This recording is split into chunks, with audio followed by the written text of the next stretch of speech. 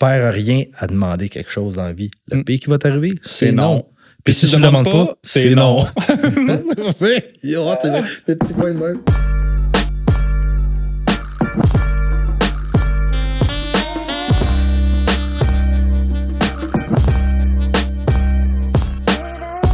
Yes! Fait que là, t'as-tu convaincu ta grand-mère, ton grand-père puis ton cousin de la fèche gauche d'investir dans le Bitcoin? Ça s'en vient, je les travaille. Ouais, pas fait, c'est capotant tout ce qui se passe dernièrement. Mais je suis curieux de connaître ton opinion là-dessus. Qu'est-ce que tu penses de la crypto-monnaie en général? Tu sais, court, moyen, long terme. Qu'est-ce que tu y vois à travers ça? Ben, moi, je trouve ça un peu drôle, honnêtement, ce qui se passe, parce que je suis dans le marché boursier depuis 2015. Puis ce que je remarque en ce moment, ce qui se passe avec la crypto, l'engouement, puis ce que les gens en parlent, là, avant, c'était l'OTC Market ou les small cap. Je trouve que c'est le même engouement, c'est la même pattern qui se reproduit, c'est les mêmes, pas les mêmes gens, mais c'est les gens qui pompent, les gens qui callent des shots. Fait que, oui, il y a beaucoup de spéculation. Je pense que ça a sa place dans un portefeuille si justement tu as envie d'aller chercher de la croissance puis du fucking money. Mais si tu dis, mettons, là, tu parles de... Il y a la spéculation, ça a sa place dans un portefeuille. Et moi, dans ma tête, à moi, mettons, comme investisseur, quand je m'en vais, mettons, à la bourse puis je m'en vais chercher une entreprise à ajouter dans mon portefeuille, c'est parce que j'y vois une plus-value à long terme. Donc, quand je regarde les fondamentaux de la compagnie, c'est qu'elle a un produit, un service ou quelque chose que je sais qui va lui permettre de croître dans le temps. On s'entend que quand tu vas dans la crypto-monnaie, le nombre de coins ou de crypto-monnaies qui n'a aucune utilité, aucun produit en arrière, aucun service, mais qui quand même, on va parler des meme coins, là. Ben oui, ben c'est comme les compagnies. C'est les compagnies qui vendaient de l'aérospatial et qui travaillaient dans leur garage. Oui, c'est quoi? C'est la même affaire, mais dans Wolf of Wall Street, là, ce qui vendait des compagnies ils montent la petite entreprise dans un shack. C'est la même affaire. C'est des compagnies qui n'avaient pas de data. Oui, mais ça vient créer une mauvaise réputation après ça en arrière de la crypto-monnaie dans l'univers monsieur et tout le monde. Puis je te dirais, à vrai dire, je vais aller plus loin, 90% des gens n'ont aucune idée de l'utilité que la technologie en arrière, le blockchain ou ce type de technologie-là peut avoir dans le marché. C'est quand même... Ton conseil, ce serait-tu d'apprendre c'est quoi la technologie avant d'investir? Du moins s'y intéresser.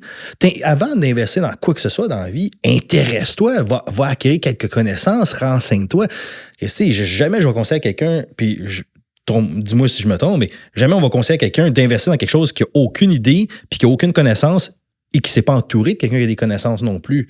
Puis même encore là... Techniquement, moi, quand j'offre un produit d'investissement à un client, on doit fournir un prospectus puis un aperçu de fonds, là. Donc, est-ce que le client ou la personne qui veut investir devrait s'éduquer avant? Oui, c'est clair qu'elle devrait aller chercher le maximum d'informations avant d'acheter. Oui, exact. Mais tu sais, je trouve que quand même... C'est juste que je trouve que dans la crypto-monnaie, comme toute affaire qui arrive comme un nouveau market, tu vas avoir de tout. Tu vas avoir des shitcoins, tu vas avoir des choses, des arnaqueurs, tu vas avoir des pump and dump. Tu sais, il faut qu'on comprenne que c'est un marché qui n'est pas réguléré. Non, pas réguléré. Qu'est-ce que je viens d'inventer comme mot là? Mais tu sais, qui n'est pas suivi. Tu n'as pas l'autorité des marchés financiers en arrière, tu n'as pas la SEC en arrière, régularisé. Quelque chose de même. Ça doit sonner comme ça. Tu sais, tu n'as rien de ça. Fait que des pump and dump, tu en vois couramment. Ouais. Puis tu sais, c'est pour ceux qui ne savent pas. Il y en a encore dans les stocks. Oui, mais c'est beaucoup plus surveillé. Je dis pas qu'il n'y en a pas, mais beaucoup plus surveillé. Ça fait plus longtemps. C'est ça. Fait que, mais non, j'y vois quand même, moi, personnellement, j'y vois une utilité. J'y vois qu'il peut y avoir des gros progrès qui vont être faits avec ça. Mais je pense qu'on n'est pas rendu là. Non, c'est en plein développement. C'est comme l'intelligence artificielle. Ouais. On est en train d'à peine voir le potentiel de tout ça. Ouais. La crypto-monnaie, on va aller loin. Mettons un Bitcoin aujourd'hui, quand tu veux faire un transfert entre deux portefeuilles, tu vas peut-être avoir un délai de transaction de 15 minutes. OK? Ce qu'on s'entend, 15 minutes, c'est très rapide. Là. Aujourd'hui, Max ou Hugo, tu es avec Desjardins, moi, je suis avec Banque Nationale, je te fais un transfert, c'est quoi, 48 heures, 72 heures avant que tu reçois mon argent? Ça prend un méchant temps avec les puis on s'entend, c'est le même processus. Du transfert, ouais, du type de transfert, avant que la transaction soit confirmée des deux côtés, puis qu'enfin soit déposée. Le Bitcoin, même concept. Transféré entre deux personnes, il faut qu'un ordi confirme la transaction, ce qu'on appelle le minage, entre autres, de crypto-monnaie, confirme la transaction, et boum, c'est fait. 15 minutes. Mais on s'entend que 15 minutes, c'est long pour quelqu'un qui voudrait s'en servir dans le day-to-day. C'est-à-dire acheter, mettons, un popsicle, aller au dépanneur, c'est sûr que s'acheter une quand boisson. tu vas à la caisse puis tu snaps avec ton Interac, 15 minutes, c'est long. Là. C'est ça. Et je pense que là, il y a quelques technologies qui sont en train de s'arriver de s'en aller vers ça. Là, on a Caspa, je pense que j'ai entendu parler, qui est en train de travailler là-dessus pour amener vraiment des transactions à la microseconde, comme exemple Mastercard, Visa, qui te permet d'acheter instantanément. Et ça va Il n'y révolutionner. a pas Crypto.com qui avait fait un partenariat pour la carte de crédit?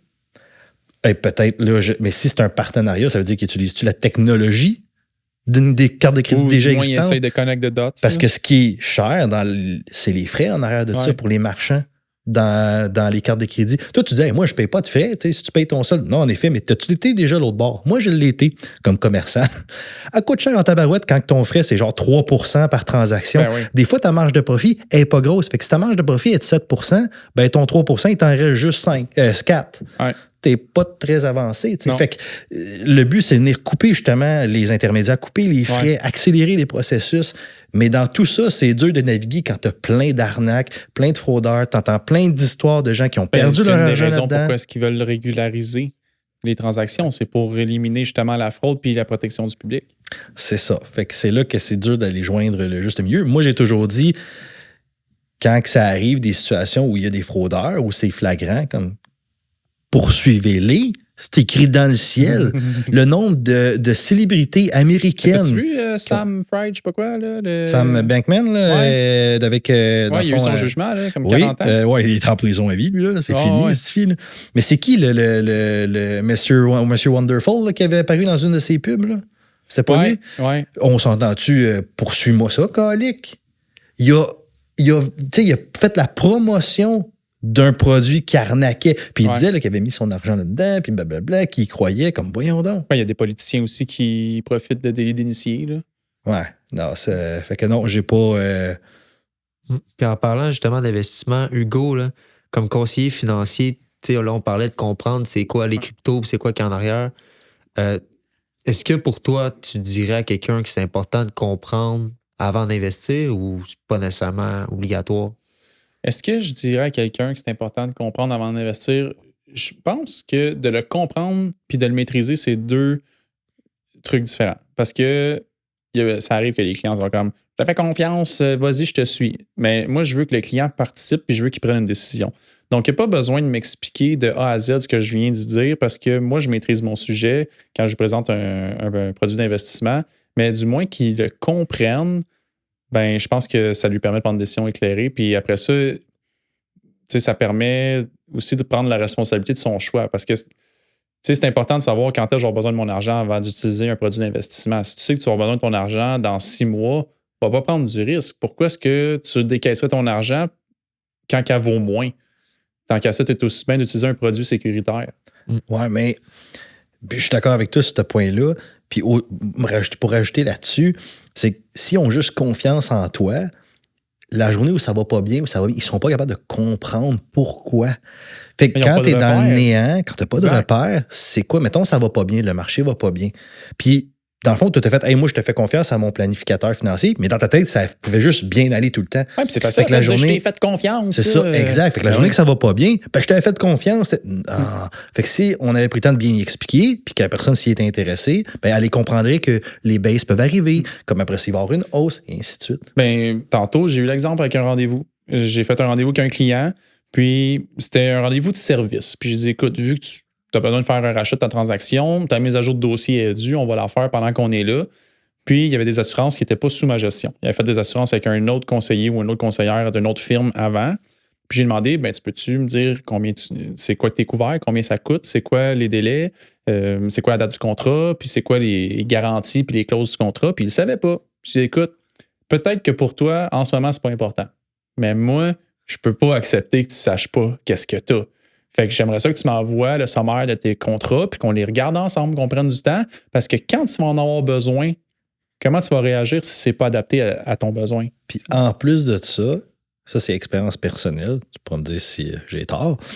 80% du temps, là, c'est une stat inventée, là, à date dans ma tête. Okay? La stat, les gens se sont souvent mal fait expliquer, malheureusement, ou mal fait expliquer leurs produits. Et je sais pas si tu as vu, je pense que c'est la CIBC. Non, CIBC, c'est CNN ou je sais plus trop quoi sur YouTube. J'ai vu ça, qu'il venait de faire, dans le fond, un documentaire, un mini-documentaire sur, dans le fond, il avait été espionné qui est dans plusieurs banques pour voir la qualité des conseils et des recommandations que les conseillers à l'intérieur faisaient.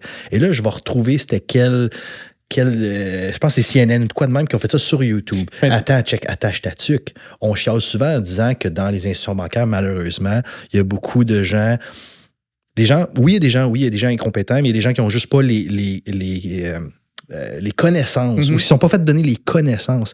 Et si tu savais les choses que dans l'interview, ils ont entendu, ils ont dit, il y a même des gens qui sont venus, dans le fond, faire, tu sais, quand ils font un ghost, là, où c'est pas leur vraie voix, puis on les voit pas, parce que c'est des gens qui travaillaient dans des banques, qui expliquent comment ils se faisaient faire de la vente à pression par leur boss, comment il fallait tout le temps qu'ils offrent des produits, même s'ils n'en avaient pas besoin, même s'ils étaient endettés. Puis c'est fou de dire ça. Puis moi, je te laisse. Vas-y, excuse-moi. Je m'allais juste dire, moi, je me bats constamment avec les clients pour démystifier des mythes. C'est ça ma job. Démystifier qu'est-ce qu'ils se sont fait dire un moment donné dans leur vie par quelqu'un, un ami, un proche ou même un conseiller dans une banque. J'ai 2 points là, que je veux faire du pouce sur ce que tu as dit.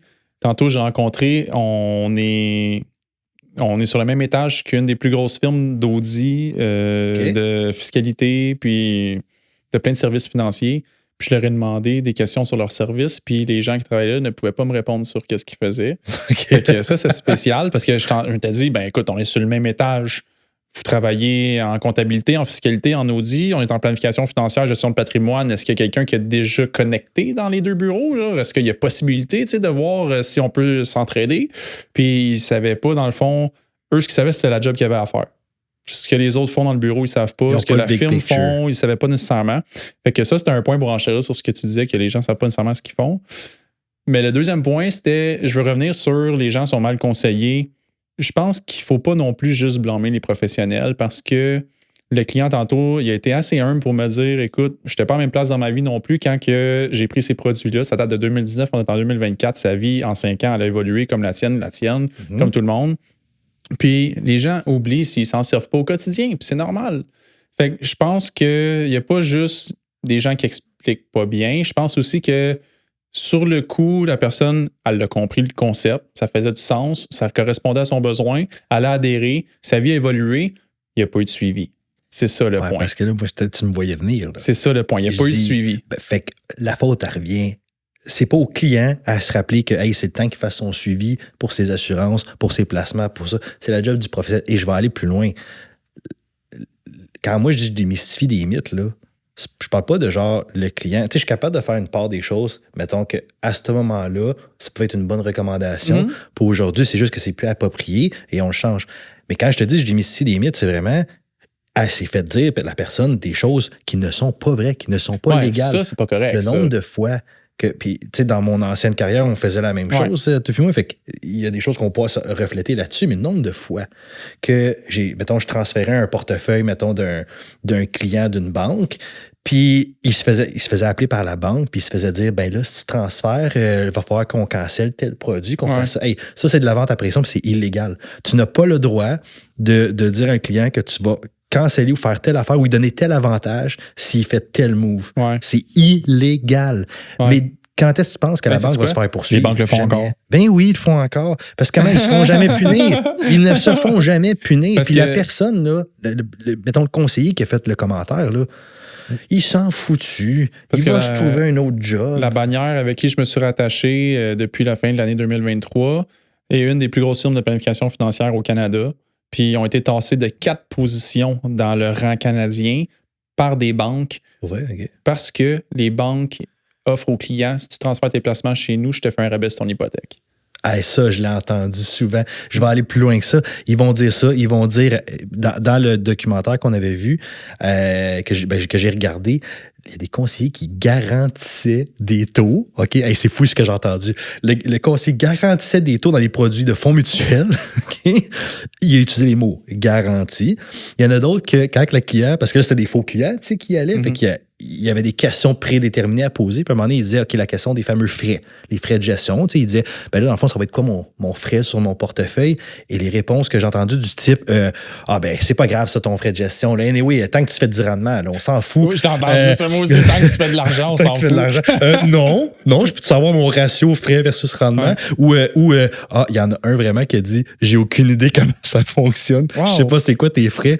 Je dis, c'est pas compliqué, va checker le pourcentage, tu l'as à la limite. Mais les réponses, c'était j'étais sans mots. Ça revient il y a un manque de connaissances. Il y a un gros manque de connaissances, mais fait que je blâme pas le conseiller. Il faut pas c'est de la faute à qui? C'est de la faute à qui?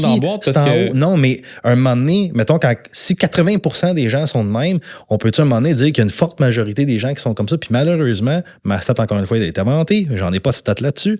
Mais je vais juste prendre mon vécu au nombre de dossiers que j'ai transférés dans ma vie, que mon père a transféré, que mon grand-père a transféré. Je peux te dire qu'une très forte majorité des conseillers n'offraient pas dans les institutions bancaires, comme dans le côté indépendant. Je vais mettre les deux là-dedans, n'offrait pas des bons conseils et à la limite offrait des conseils dangereux. Dangereux. Il y a une film. Vous pensez pas que c'est un peu la faute de la banque? Oui, c'est ça. Je mets pas la faute sur le conseiller du tout. Je mets la faute sur la banque. C'est la banque qui a formé ces gens comme du monde. J'ai peur, tu sais, dans ton discours, que les gens qui nous écoutent n'aient plus envie de travailler avec un professionnel parce que je peux pas mettre tout le monde dans la même boîte. Veux-tu que je veux juste, pour ce point-là, faut pas avoir peur. Faut juste bien faire ses recherches. Poser les bonnes questions, puis je vais aller plus loin. Il y a quelqu'un qui m'a déjà dit, comment tu fais pour trouver un bon professionnel? Ben, c'est pas... ChatGPT. Ouais, ChatGPT. C'est qui le meilleur dans ma région? Non, mais demandez des références. Ouais. Parce qu'à la base, là, quand quelqu'un vous réfère à un professionnel, c'est parce que lui, il a confiance. Ça se peut que ce soit vraiment pas un professionnel puis soit incompétent. Mais à la base, on va déjà augmenter ses chances de tomber sur quelqu'un. Et une autre chose, tu pourrais dire, mettons, OK, ben telle personne semble avoir du succès, semble bien se débrouiller dans la vie. Oh, c'est qui t'entoure, toi? C'est qui ton professeur, ton comptable, ton conseiller financier? C'est une belle façon quand même. Ouais. Si je connais personne qui a un conseiller financier ou que je connais personne qui peut me référer? Ben, du moins, faire des recherches à la base, OK? Moi, c'est sûr que je vais prêcher pour ma paroisse et mon ancienne paroisse. J'ai toujours mieux aimé le volet indépendant parce qu'à la base, moi, quand je recherche quelque chose, puis mettons que je me dis, OK, moi, je veux le meilleur fonds mutuel en ce moment qui est possible sur le marché. Je veux le meilleur qui est sur le marché. Si c'est avec BMO, c'est avec BMO. Si c'est avec Banque Nationale, c'est avec Banque Nationale. Mais je veux que la journée que c'est plus ça, je puisse switcher. Fait que moi, ce que je recherche, c'est quelqu'un d'indépendant qui peut vraiment avoir accès à tout ce qui se fait sur le marché. Fait que c'est sûr que moi, personnellement, je vais éviter les systèmes banquiers quand ça vient dans cette sphère-là spécifique parce que je veux avoir accès à tout ce qui se fait sur le marché. Puis malheureusement, même si la personne est hyper compétente, mettons à la banque X, elle n'a pas accès à tout ce qui se fait sur le marché. Mais après ça, pour répondre un peu plus à ta question, comment rechercher si tu n'as aucun contact, aucun rien, à faire des recherches, poser des questions. Tu sais, quand tu vas rencontrer un professionnel... Je pense que c'est rendu tellement accessible maintenant. Il y a des groupes Facebook. Ouais. Il y a des podcasts. Tu vas sur les réseaux sociaux, dans la barre de recherche, tu écris un hashtag, puis tu vas trouver billet vert, outside the box, Shameless plug. Hugo, hein? Hugo a le plan. Un excellent. Justement, en parlant encore des banques, là, je vais vous sortir justement un article que j'ai vu par rapport à la banque RBC, qui était accusée un peu par des groupes environnementalistes de faire de l'éco-blanchiment. RBC disait, étant une banque qui était pour l'environnement, qui avait des impacts positifs, mais quand on regarde les stats, en gros, c'est les deuxièmes plus gros investisseurs dans les projets d'énergie fossile au Canada. Vous en pensez quoi? Ben, je trouve ça drôle un peu parce que dans les premiers produits ESG qui sont venus, qui étaient intéressants, là, il y avait RBC qu'on utilisait. Puis ESG, puis juste décrire qu'est-ce que tu veux dire par ESG, Mais c'était éco-socialement responsable, okay. Là, ou du moins qu'il n'y avait pas d'empreinte. Donc les produits d'investissement qui n'avaient pas d'empreinte. Exact, qui n'investissaient pas dans l'armement, qui n'investissaient pas dans le pétrole. Puis c'est drôle que c'était le produit qui sortait, qui se démarquait plus que les autres. Mais il y a encore un petit peu... il me semble de mémoire, là, dis-moi si je me trompe, mais dans leur portefeuille, c'est ça, il y avait du fossile encore, dans le fond, du pétrole puis des trucs de même. Fait que leur portefeuille était zéro. C'est parce que je pense que c'est un principe de bourse pour amener les small caps tantôt puis la crypto. Tu as des noms de compagnies et des noms de produits qui laissent croire que c'est ça, mais la réelle entité de l'entreprise n'investit pas dans ce qu'ils disent. C'est comme, mettons, un fonds Canada XYZ, mais t'es pas juste au Canada dans ton fonds. Tu as 40% de position au Canada. Ils vont mais c'est du faux marketing un peu, c'est de la fausse publicité. C'est un peu ça qu'ils se sont fait pogner. C'est de la fausse publicité. Puis je là, pense que c'est là-dessus qu'ils se sont fait pogner parce que là, on a les faits. Moi, je veux pas parler contre un de mes partenaires. Non, mais à vrai dire, ici, là, on parlera jamais contre une banque parce qu'ils sont tous dans le même bateau. Là. Mais tu connais mon concept là-dessus. Il n'y a pas une banque qui est meilleure qu'un autre. Ils ont toutes leurs lacunes, ils ont tous leurs défauts. Puis c'est plate, mais une banque ne travaille pas pour les clients, travaille pour les actionnaires en arrière. Puis ça, c'est n'importe quelle entreprise qui est à la bourse. C'est malheureux, mais une entreprise cotée à la bourse, ton client, c'est plus ton client, c'est ton actionnaire. Ben, c'est normal, t'as des comptes à rendre, c'est ça. Fait que tu sais, c'est poche à dire, mais l'actionnaire, lui, c'est lui qui met de l'argent dans la compagnie. Fait qu'on s'entend que si lui veut un rendement, puis pour avoir le rendement, il faut que les taux d'intérêt montent, il faut qu'on slack des employés. Ben c'est ça qui va se passer. Puis c'est triste. Fait que tu sais, c'est l'ensemble du système banquier. Mais pour revenir à ta question là, sur qu'est-ce qu'on pense de ça, c'est qu'ils ont fait de la publicité sur des placements qui étaient éco-responsables, qui se sont fait avoir à ne pas respecter ce qu'ils ont dit. Je crois que c'est encore difficile de créer une fusion entre le capitalisme puis de réduire l'empreinte puis d'être éco-responsable. Je crois que c'est difficile d'y arriver. Puis on peut voir l'exemple des véhicules électriques où est-ce que c'est vraiment écologique un véhicule électrique pour l'instant? On n'est peut-être pas rendu là encore. Moi, j'ai vu pas mal d'autobus scolaires électriques sur le towing. Mais c'est parce que ce qu'ils m'ont expliqué, c'est que la Ron, il fait le primaire en premier, puis il va rechercher le secondaire après, mais il n'y a pas assez d'autonomie pour faire la Ron. Il faudrait qu'elle se branche ou qu'il change d'autobus entre-temps. Parce que son économie n'est pas assez longue pour faire la run au complet. Fait que qu'est-ce qui arrive après ça? Il reste stallé, il y a un autre autobus à gaz qui vient chercher les élèves, lui il passe sur le towing pour aller se faire brancher. Fait que c'est quoi que c'est pas pratique. Ben non, mais c'est quoi que t'as sauvé dans le fond? J'ai hâte, il y a aussi le combat ultime avec les batteries, qu'est-ce qu'on va en faire. Ouais, c'est ça. Je pense qu'on est encore un peu comme la crypto-monnaie, l'intelligence artificielle, on est en train d'évoluer à travers ça. Puis on peut pas juste avoir des coups, des victoires. Il va y avoir des défaites, on va se réajuster. Je veux dire, c'est de même que l'humanité a évolué au fil des centaines d'années. Je veux dire, des centaines d'années. Je ne vais pas effacer, dans le fond, là, le comportement de RBC. Là. Je vais pas on peut faire l'avocat du diable. Mais, je connais pas l'envergure. Non, mais assume-le. Bon. Oui, mais pour je pense que la société doit assumer. Mais ça me surprend pas qu'ils se soient fait pincer à pas avoir été 100% sur le mandat qu'ils ont dit, parce que je crois que c'est dur d'avoir l'équilibre de profitabilité puis d'impact environnemental. Mais veux-tu ce que ça me fait? Moi, c'est ce que ça me fait comme je vais me mettre à la place du consommateur, OK? Une banque là, qui fait parce qu'on a HSBC là, qui s'est fait pogner combien de fois à faire du blanchiment d'argent puis qui se fait toujours donner des amendes. Un moment donné, c'est comme un peu l'équivalent d'un ex qui arrête pas de te tromper puis qui revient en disant « Je m'excuse, je vais rester avec toi ». Un moment donné, comme consommateur, apprends, là, comme quand est-ce que tu vas l'avoir, ta leçon de arrête de te faire avoir. J'ai des clients, des fois, qui viennent me voir, là. OK, je te jure, ils me disaient, je t'ai curé de ma banque, je me suis fait avoir dans telle affaire. Des bons points, là, vraiment, qui se sont fait mal recommandés, mal conseillés, mal gérés. Et là, mettons, moi, je leur arrive avec, au niveau des hypothèques, j'arrive à avoir un meilleur taux, des fois, la même affaire ou un petit peu moins. Puis là, ils font comme « Ah ouais, mais finalement, là, ma banque est revenue puis a battu. » Genre, mettons, moi, j'y avais offert 5,20 puis là, sa banque, il a offert 5,19. Ah, ben finalement, je vais rester avec eux. Je suis comme « Qu'est-ce que t'as pas compris, Dan? Ça fait 46 000 fois que tu me dis que t'étais écœuré d'être là puis qu'ils t'ont eu. Puis là, ça a pris 0,01% pour te racheter ta paix. » Ouais, mais là, t'es colon. Ouais, excuse-moi le langage, là, mais comme... Ils m'ont dit qu'ils ont changé. Ouais. Exact. Ils ont changé. Elle leur fera plus. C'était la dernière fois. On va passer sur un autre sujet. Ben, c'est un peu en lien, justement. C'est une question un peu plus pour toi, PO. C'est par rapport au salaire moyen puis les prix des maisons. Okay. J'ai une stat ici qui dit que le salaire moyen en 1980, c'était 29 900 $. OK? Le prix d'une maison unifamiliale moyen, 53 400 $. Fait que c'est environ 1,8 fois le salaire acheter une maison, le salaire brut. Ouais. Puis en 2021, 59 900 $ le salaire, 362 000 $ la maison. Fait que 6 fois le salaire brut. 1,8 en 1980 VS 6 fois en 2021. C'est quand même fou. Là.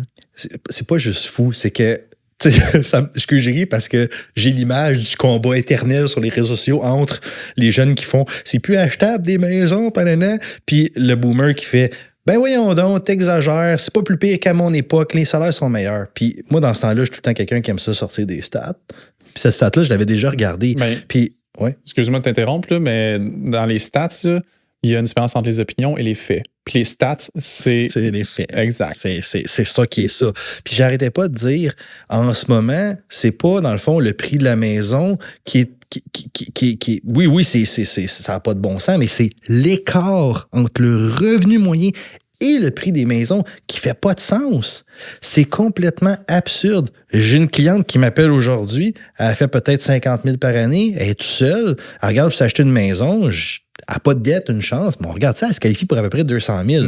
Elle me dit, oublie ça, PO, elle dit, les maisons autour de chez nous, c'est tout du 300, 350 000. Elle dit, je pourrais jamais rien acheter. Puis attends, c'était même pas une maison, c'était un condo 3,5. Ouais. Comme tabarouette. Fait que ça n'a pas de bon sens dans ce qu'on vit aujourd'hui, à quel point l'écart est immense. Puis ça serait quoi ton conseil à ce monde-là, justement, qui se disent je pourrais jamais m'acheter une maison? OK, ben, c'est d'utiliser des stratégies puis d'utiliser les gens autour de soi. Je vais donner un bon exemple. Là. Corey Albert. Ouais, Corey Albert, on l'utilise, let's go. Suivez tous ses conseils à la lettre. Je suis très sarcastique en ce moment. Non, mais je faisais une blague, mais le principe quand même de s'entourer puis de demander de l'aide à ses proches. Meilleur exemple, ça va être concret, ça. Je fais une rencontre avec un client hier.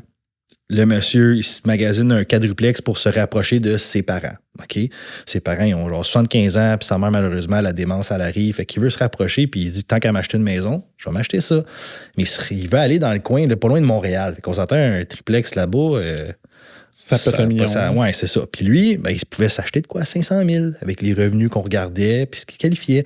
Puis à un moment donné, je commence à y parler. Il me parle de ses parents. Puis il me dit son père est quand même aisé. Il n'y a plus de dette. Il est à la retraite, mais il y a bien des actifs. Puis ça va bien, ses affaires. Puis j'ai dit, crime, le monsieur a 48 ans. Là. Puis j'ai dit, as-tu pensé à peut-être demander à ton père pourquoi emprunter avec toi?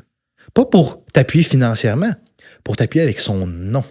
Ouais. Son nom, son crédit, pour te faire augmenter ta capacité. Il a dit, mais là, à 48 ans, je peux pas faire ça. Je dis, pourquoi? C'est une belle façon pour ton père de donner de son vivant sans qu'il ait à sortir de l'argent monétairement. Je dis, qu'est-ce que t'en penses de cette vision-là? Puis il était comme, Colin, il dit, c'est pas fou. Il dit, c'est pas fou, j'avais pas pensé à ça. Moi, on dirait que je me voyais reculer si je demandais ça. Je dis, non, on est dans cette ère-là aujourd'hui, d'entraide. Il y a plein de belles cultures au Québec qui utilisent ça. C'est ce que j'allais qui dire. s'entraident La en communauté le achetant. fait depuis longtemps. Là. Oui, nous autres, il est temps qu'on suive la mentalité québécoise, d'embarquer dans l'entraide entre parents, mères, frères, sœurs et name it, là. Oui, puis je pense qu'il ne faut pas avoir peur de poser des questions. J'ai rencontré un client tantôt, puis il est à la recherche d'une entreprise pour reprendre une entreprise. Puis ce qu'il regardait par rapport à son expérience, ses capacités et sa réputation, c'est plusieurs millions. T'sais. Puis il me demandait si je connaissais des investisseurs potentiels pour lever des capitaux. J'ai dit, est-ce que tu as considéré de discuter avec le vendeur pour avoir du financement créatif avec lui ou une balance de prix de vente ou un financement du vendeur, de vérifier jusqu'au bout c'est quoi sa motivation au vendeur puis de voir c'est quoi tes opportunités parce que peut-être que le gars va vouloir t'aider, mais si tu ne le demandes pas, tu ne le sauras pas. Le 3/4 des gens pour avoir magasiné longtemps, 3/4 sont, non, faux. Les bonnes entreprises qui sont bien gérées sont prêtes à faire ça quand ils savent qu'ils ont le bon candidat devant eux. Leur but, c'est de léguer une entreprise, parce que c'est dans un système où c'est le vendeur qui finance la transaction ou une partie de la transaction, il prend un gros risque. Parce que si l'autre plante l'entreprise, il est pogné avec ça. Fait qu'il faut qu'il y ait une confiance mutuelle entre les deux. Il y a un travail à faire, il y a du due diligence, mais le point, c'était de poser des questions puis de oser. Oui. Tu perds rien à demander quelque chose dans la vie. Le pire qui va t'arriver, c'est non. Puis si tu ne le demandes pas, c'est non. T'es petit point de mode. Hey, les gars, vous pensez quoi de la phrase « Le meilleur investissement, c'est investir en soi ». Ah ouais. Le meilleur investissement, c'est investir en soi. Qu'est-ce qui va te rester à ton dernier jour de vie? C'est toi. Je pense que qui est-ce qui va toujours être à tes côtés no matter what? Je pense que c'est toi. Qui est-ce qui a la force d'accomplir des choses? Puis qui est-ce qui se soucie de toi, là, qui est son main focus, c'est toi? C'est toi. Tu vas être ta meilleure source de motivation. De croire en soi, on va au-delà de, mettons, s'accomplir. Mettons, nous autres, c'est au niveau de l'entrepreneuriat, c'est toujours de croire en soi, en sa vision, sa croissance. Mais de croire en toi, ça t'amène aussi une belle qualité de vie, je trouve. Ça rend les choses beaucoup plus joyeuses, beaucoup plus rayonnantes. Tu te sens mieux dans ta peau. Tu sais, avoir confiance en soi, croire en soi, croire en ses projets, croire en... Oui. Ben, sa question. Comment vous pourriez investir en vous, justement? C'est quoi le conseil que vous pourriez dire à quelqu'un qui veut investir en soi? T'sais? Le conseil que je donnerais, moi, pour quelqu'un qui veut investir en soi, là, c'est de prendre du temps pour soi. Je pense que c'est quelque chose qu'on ne fait pas assez souvent. Puis je voulais faire du pouce parce que sa question, c'était comment investir. Si c'était par rapport à investir en soi, puis on a bifurqué vers croire en soi. C'est pas la même chose, ouais. Il y a deux choses. Investir en toi. Exact. Tu sais, croire en toi, c'est vrai qu'on a divagué vers croire en soi, mais vraiment, investir en soi, ça commence avec croire en soi, puis après ça, c'est de faire des gestes, faire des actes pour réaliser ce qu'on veut faire, notre projet. Exemple, un entrepreneur qui veut se lancer dans un projet, il peut croire en lui au départ, mais ça, quand il va investir en lui, c'est quand il va sauter à 2 pas dans le projet, puis qu'il va tout donner pour que ça réussisse. Là, il investit en lui, il investit en son avenir, son futur. Je pense qu'il va croire en soi quand il va prendre le temps de réaliser les victoires qu'il a accomplies dans son parcours. Aussi petites ou banales qu'ils peuvent avoir l'air, là. Mais tu vois... Prendre le temps d'arrêter un moment donné puis de regarder en arrière, ça peut faire du bien. Puis des fois, là, c'est parce que tu sais, quand tu bûches sans arrêt pour avancer, un moment donné, c'est essoufflant. Hein? C'est comme si, je vais donner l'exemple, tu prends une pelle, il y a de la neige devant toi, puis là, tu avances en pelletant. Il y a un moment où la neige, elle devient lourde. Hein? Elle devient lourde, puis t'es plus capable. Puis là, un moment donné, t'arrêtes. Le gros bucket comme nos parents avaient. Là, puis là, quand t'arrêtes, prends une pause, là. Puis regarde en arrière, et tabarouette, je viens de faire 4 km de même. Ouais, finalement, je suis pas pire, je suis bon, je suis fort, je suis costaud. C'est comme, juste prendre le temps de regarder en arrière, puis voir tout le parcours que tu as fait dans ces difficultés-là, ça va juste te ressourcer et te remotiver pour recontinuer. J'ai fait une lecture cette semaine d'un nouveau livre que je t'ai envoyé, là, que j'ai vraiment aimé. Puis dans une des pages, il disait, souvent, on a pris l'habitude de, mettons, monétiser sur un résultat l'apprentissage, plutôt que de remarquer ce qu'on a appris. Tu sais, mettons, si tu te lances en affaires, puis tu fais pas d'argent ou tu fais pas de vente, tu considères que tu n'avances pas. Mais tu considères pas l'apprentissage que tu as fait. Puis je pense qu'il y a une question là, que tu voulais nous poser. Je sais pas si je la colle maintenant ou je Vas-y. Je veux pas la scraper. C'était par rapport à... C'était par rapport à ça, là, les step back, je pense, là, ou l'apprentissage. Je vais y revenir tantôt. Ben, au pire, je peux y lancer tout de suite. C'est par rapport aux échecs. Oui, exact. C'est ça. À quel point vous croyez que c'est important d'échouer? Ben, c'est ça. C'est-tu nécessaire? C'est pour ça que je ne voulais pas la scraper parce que c'est une super bonne question. Ben, oui! Oui, il faut échouer, ça t'en prend des échecs. Je sais que le gros sourire, quand je les avais, les échecs, je l'avais pas le gros sourire d'en face, là, OK? J'étais triste en tabarouette ou j'étais vraiment fâché. Mais comme aujourd'hui, je suis la personne que je suis, puis je suis l'entrepreneur que je suis grâce à ces échecs-là, beaucoup plus qu'à mes victoires. Les échecs m'ont beaucoup plus forgé puis me préparer mentalement à relever des plus gros défis. C'est pas les victoires qui m'ont amené ici. Peux-tu nous conter une anecdote, justement, d'un de tes gros échecs? Un de mes gros échecs, je sais pas si je peux dire que c'est un échec, mais tu sais, quand je suis rentré dans l'entreprise familiale, puis que moi, depuis 15 ans, je savais que j'allais travailler. Là, j'allais partir le cabinet, j'allais aider mon père à développer sa clientèle. Puis, tu sais, moi, c'était comme, let's go, on se lance là-dedans. Puis, tu commences à monter. J'ai travaillé pendant 7 ans avec eux à bâtir le cabinet, monter la structure, engager le monde, développer la clientèle, les partenariats, pour après 8 ans réaliser qu'on n'avait plus la même vision d'affaires. Puis, prendre la décision à crève-cœur de quitter l'entreprise familiale. Pour moi, ça a été un gros échec. Du moins, à ce moment-là, je voyais ça comme un gros échec. Parce qu'un échec, sur le moment, c'en est un. Par après, on le voit comme un apprentissage. Mais sur le moment, c'est un échec. 7 ans-là comme 7 ans gaspillés. Oui, c'est exactement ça. Ouais. Ben, c'est les mots que j'utilisais. Je suis comme, je viens de gaspiller 7 ans, 8 ans de ma vie, ça n'a pas de bon sens. Puis aujourd'hui, que maintenant j'ai parti mon cabinet dans le financement hypothécaire, j'ai tellement appris pendant ces 8 ans-là. Il y a plein de choses aujourd'hui que je mets en place grâce à cette expérience-là. Mais sur le moment, c'est un échec total. Là. Toi, je sais pas si t'en as... Hugo, as-tu une anecdote d'un gros échec? Ben, je pense pas à un gros échec comme ça, mais pour revenir à la question, là, si je crois que c'est important d'avoir un échec, moi, je me demande qu'est-ce que tu apprends sans échec. Tu sais, par exemple, mon fils fait de la course de BMX, puis il est compétitif. S'il part de la gate, là, puis que tout le monde tombe puis il finit premier, là, comment qu'il va pouvoir savoir ce qu'il a fait de bien ou de mauvais versus être deuxième puis chase le meilleur, tu sais, tout le long, là, ou d'avoir fait une gaffe, puis de savoir que c'est ça. Tu sais, la prochaine, il leur fera pas. C'est sûr que récemment, je n'ai eu un échec où est-ce que j'ai fait une gaffe dans un dossier avec un client, là, puis j'ai été dîner avec lui aujourd'hui pour réparer mon erreur. Puis si j'avais pas eu cette erreur-là, j'aurais sûrement continué de prendre pour acquis que mon travail allait bien parce que j'avais pas de répercussions sur mon travail. Ouais, tant que ça va bien, ça va bien. Je pense que tout le monde un peu est comme ça. Parce que Puis à un moment donné, tu peux rentrer dans une petite. Une petite zone de confort, là, ou est-ce que ça y va? Faut pas être dans une zone de confort. Il y en a qui peuvent être confortables, mais je trouve qu'à un moment donné, quand tu deviens trop confortable dans la zone de confort, c'est là que tu te challenges plus, que tu n'essaies plus d'atteindre de nouveaux niveaux. Puis atteindre des nouveaux niveaux, on parle pas juste financier. Atteindre des nouveaux niveaux, c'est toujours te surpasser, essayer d'améliorer tes services. Ouais.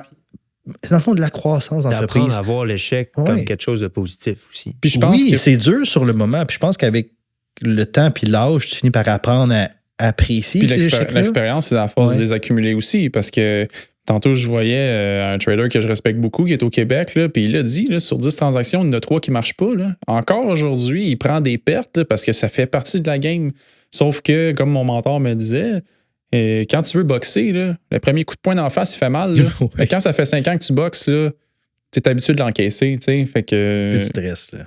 Non, il n'y a plus de stress. En parlant d'échecs, justement, je voulais faire un lien avec l'éducation, l'école, puis la réussite professionnelle, entrepreneur. Parce que, tu sais, il y a quand même pas mal d'entrepreneurs qui avaient de la misère à l'école, qui étaient juste pas bons à l'école. Fait que, tu sais, ça serait quoi votre message à quelqu'un qui pense qu'il faut absolument qu'il réussisse à l'école, mais il y a des échecs, il y a des échecs? Tu sais où j'ai Tu peux y aller si tu as quelque chose. J'ai une grosse opinion un peu controversée là-dedans, puis je vais quand même essayer de bien la ramener. Ouais. Pourquoi il y a autant d'entrepreneurs à succès qu'on voit qui n'ont pas toujours eu un bagage scolaire? Puis c'est pas tout. Là. Tu regardes Elon Musk qui s'est rendu assez loin à l'école, là, on s'entend, là, c'est une tête, mais il y a beaucoup d'entrepreneurs qui n'ont pas été loin à l'école. Pourquoi? L'école, c'est une boîte là, de conserve, là, une machine, une usine là, qui est faite pour produire des employés à gros coûts. OK? Malheureusement, si tu ne fites pas dans ce moule-là, qu'est-ce qui va arriver? Bien, tu risques de te sentir pas bien dans cet environnement-là. Tu te sens pas écouté, tu te sens pas peut-être bon non plus, tu sens pas que tu fites. Tu sais, quand tu prends un triangle, tu essaies de le faire rentrer dans un rond, elle rentrera pas quand même bien que tu le forces. Fait qu'il y a un moment donné où je pense que c'est ça que ça vient créer. Puis, des fois, peut-être, au cégep où le secondaire va passer, ils vont découvrir une petite passion, vont commencer à l'explorer, puis boum, à un moment donné, ils vont divaguer, ils vont partir là-dedans. Justement, ils ne fitent peut-être pas, c'est le genre de personnes qui ne fitent pas dans des bourses. C'est ça. Il y a des programmes pour entrepreneurs, tu sais. Ouais, mais pas au secondaire puis pas au cégep, pas pur. Ouais, c'était à quel niveau de scolarité la question? Est-ce que c'était. Tous les niveaux. Ouais, parce que t'en as qui quittent au secondaire, d'autres au cégep. C'est sûr que moi, j'ai des clients millionnaires qui ont un secondaire 2. Là.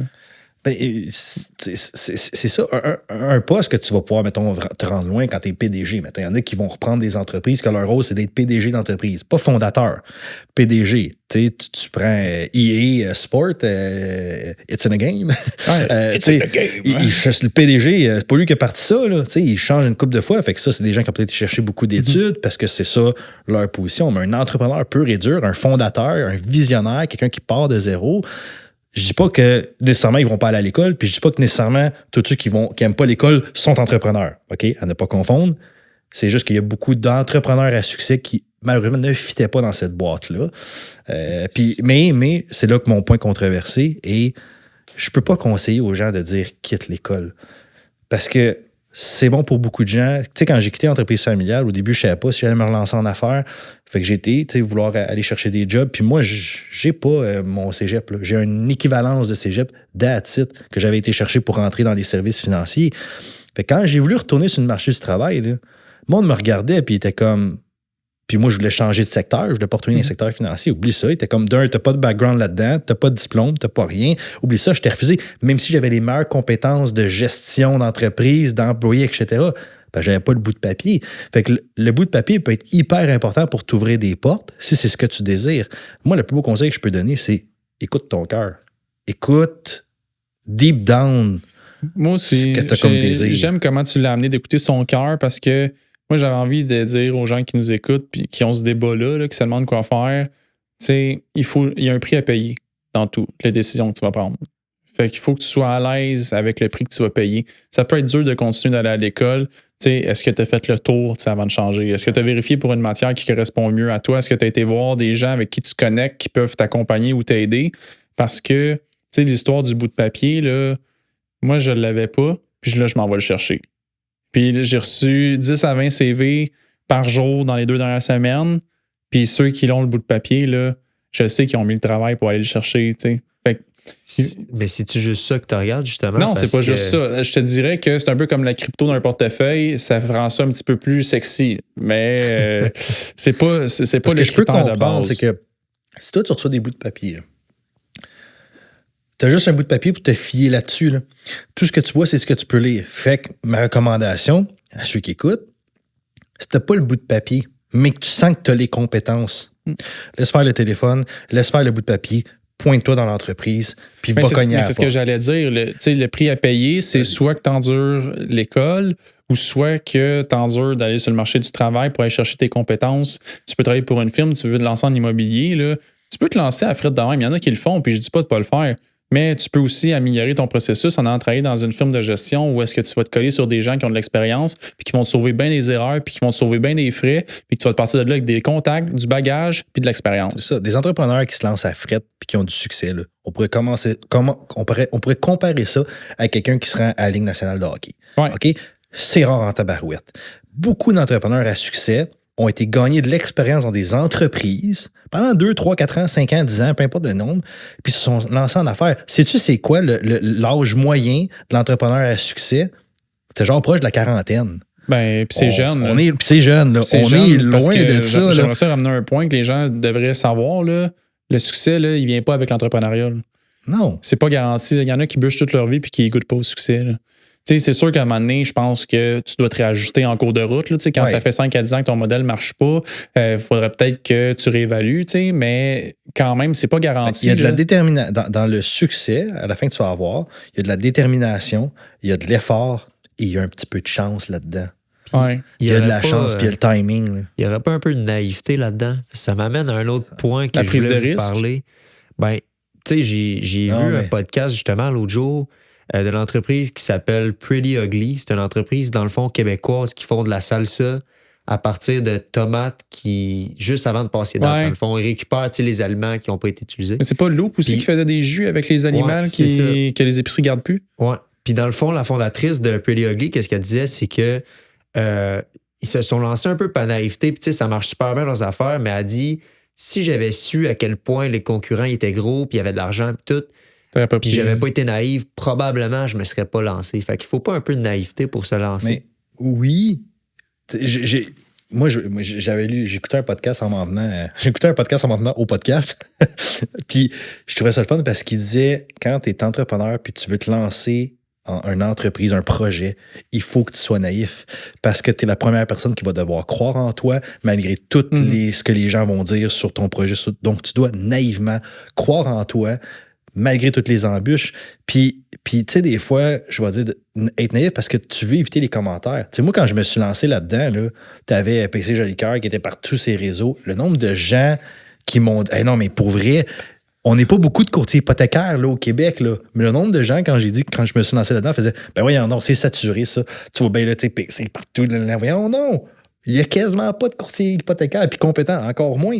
Mais il n'y en a pas une tonne. Fait que, tu sais, je me dis, si tu te fies à ce que les autres disent, à ce que le marché a l'air d'être, tu risques de te mettre des bâtons dans les roues qui n'existent pas. Ben, c'est vrai aussi qu'il y a une part de... J'ai vu, surtout en construction, là, j'ai vu des entrepreneurs prendre des risques que je crois qu'il fallait... Je veux pas dire être inconscient, mais oui, il fallait... Là, avoir un peu de naïveté pour prendre ce genre de risque-là. Puis ça leur a servi parce que ça les a amenés à un autre niveau. Puis justement, un autre podcast, il y a un gars millionnaire qui a beaucoup de business puis tout, qui disait dans un de ses podcasts que ça l'a surpris à quel point, en côtoyant des gens qui ont des grosses business, qui roulent plusieurs millions, à quel point il y en a qui savent même pas ce qu'ils font, en fait. Tu sais, ils passent des décisions un peu avec naïveté parce que dans certaines situations, il faut qu'ils agissent vite. Mais tu sais, la faculté d'un entrepreneur de réussir, c'est pas c'est pas sa capacité à prendre des bonnes décisions. Là, je vais m'expliquer. Ils vont dire, voyons donc. Non, c'est sa capacité à s'ajuster rapidement. Ouais. Parce que quand tu prends une décision, là, elle va être bonne ou mauvaise. Peu importe laquelle des deux, il faut qu'après ça, tu sois capable de tout de suite réajuster le bateau, le navire, tout de suite repartir sur pied. Tu n'as pas le droit de prendre de pause. Il faut toujours être à cadence d'aller sans arrêt. Fait que tu n'as pas le choix de te réajuster rapidement. Mais il y a des entrepreneurs qui font pas 60 heures semaine qui réussissent. Mais j'ai pas dit nombre d'heures. Mais parce que tu disais de ne pas prendre de pause, ça non, mais j'avais l'impression que ça laissait croire que non, OK, non, ça, c'est pas une question d'heure, mais de ne pas prendre de pause ou dans le sens d'être indécis. Pour moi, c'est ça, prendre une pause, c'est être indécis. Tu n'as aucune idée c'est quoi la prochaine étape. Puis je pense que ça peut être une erreur, d'être indécis. Ou d'être assez bon en relation pour monter un conseil d'administration. Mais c'est pas indécis, ça. Comment ça? Mais qu'est-ce que tu veux dire? Ben, tu peux consulter ton conseil d'administration pour prendre une décision. Donc, t'es pas indécis. Indécis, pour moi, je vais m'expliquer. Indécis, quelqu'un qui, mettons, qui arrive et qui est aucunement capable de prendre des décisions, fait qu'il va arrêter d'avancer. OK? Toi, tu as dit, OK, ben pour patcher ça, tu peux aller chercher un conseil d'administration. Fine, tu l'as patché. Ouais. Donc, tu as été rapide, tu as trouvé une solution, tu t'es réajusté. Mais quelqu'un qui fait puis qui arrête puis qui fige, c'est ça, ben, c'est ça qu'il faut pas. C'est ça qui vaut mieux prendre une décision puis pas savoir qu'est-ce qu'on fait que d'être indécis puis de rien faire. Moi, c'est ma façon d'être entrepreneur.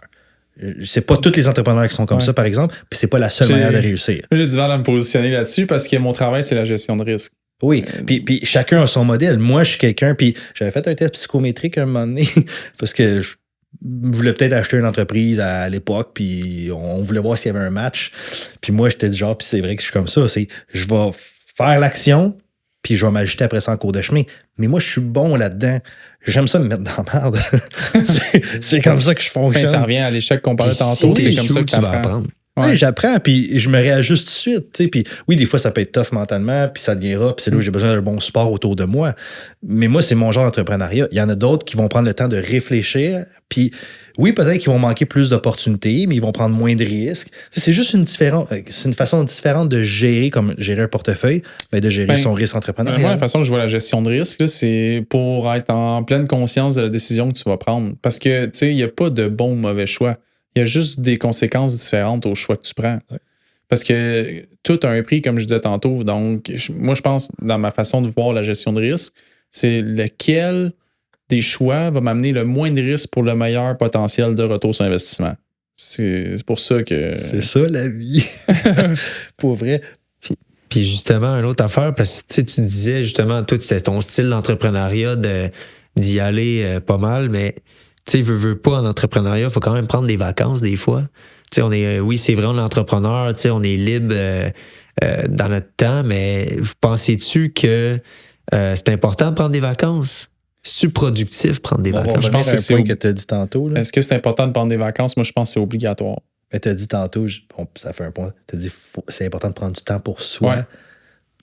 Ça en est. Fait que comme entrepreneur, c'est important de prendre des vacances, selon toi. Ouais. Des vacances, on n'a pas toutes notre même définition de vacances. C'est ça. Moi, mon partenaire, surtout mon partner d'immobilier, me le remet tout le temps sur le nez. Moi, mes vacances puis mon temps pour moi, c'est de ne pas travailler dans mon cabinet, mais de lire des livres de business, d'écouter des documentaires. Mais est-ce que ça te permet de te rafraîchir, de te ressourcer puis d'être mieux quand tu reviens? Donc, c'est ton type de vacances. Sais-tu quoi? Moyen. Ce qui me fait vraiment ça, là, c'est de voyager.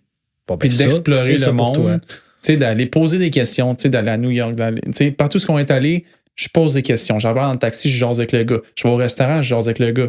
C'est de voir... Moi, j'ai de la misère à prendre ce genre de vacances-là. Je dis pas que je le ferai pas, là, mais j'ai de la misère. Ben, ça coûte de l'argent. Non, là, c'est sûr que je peux pas en ce moment.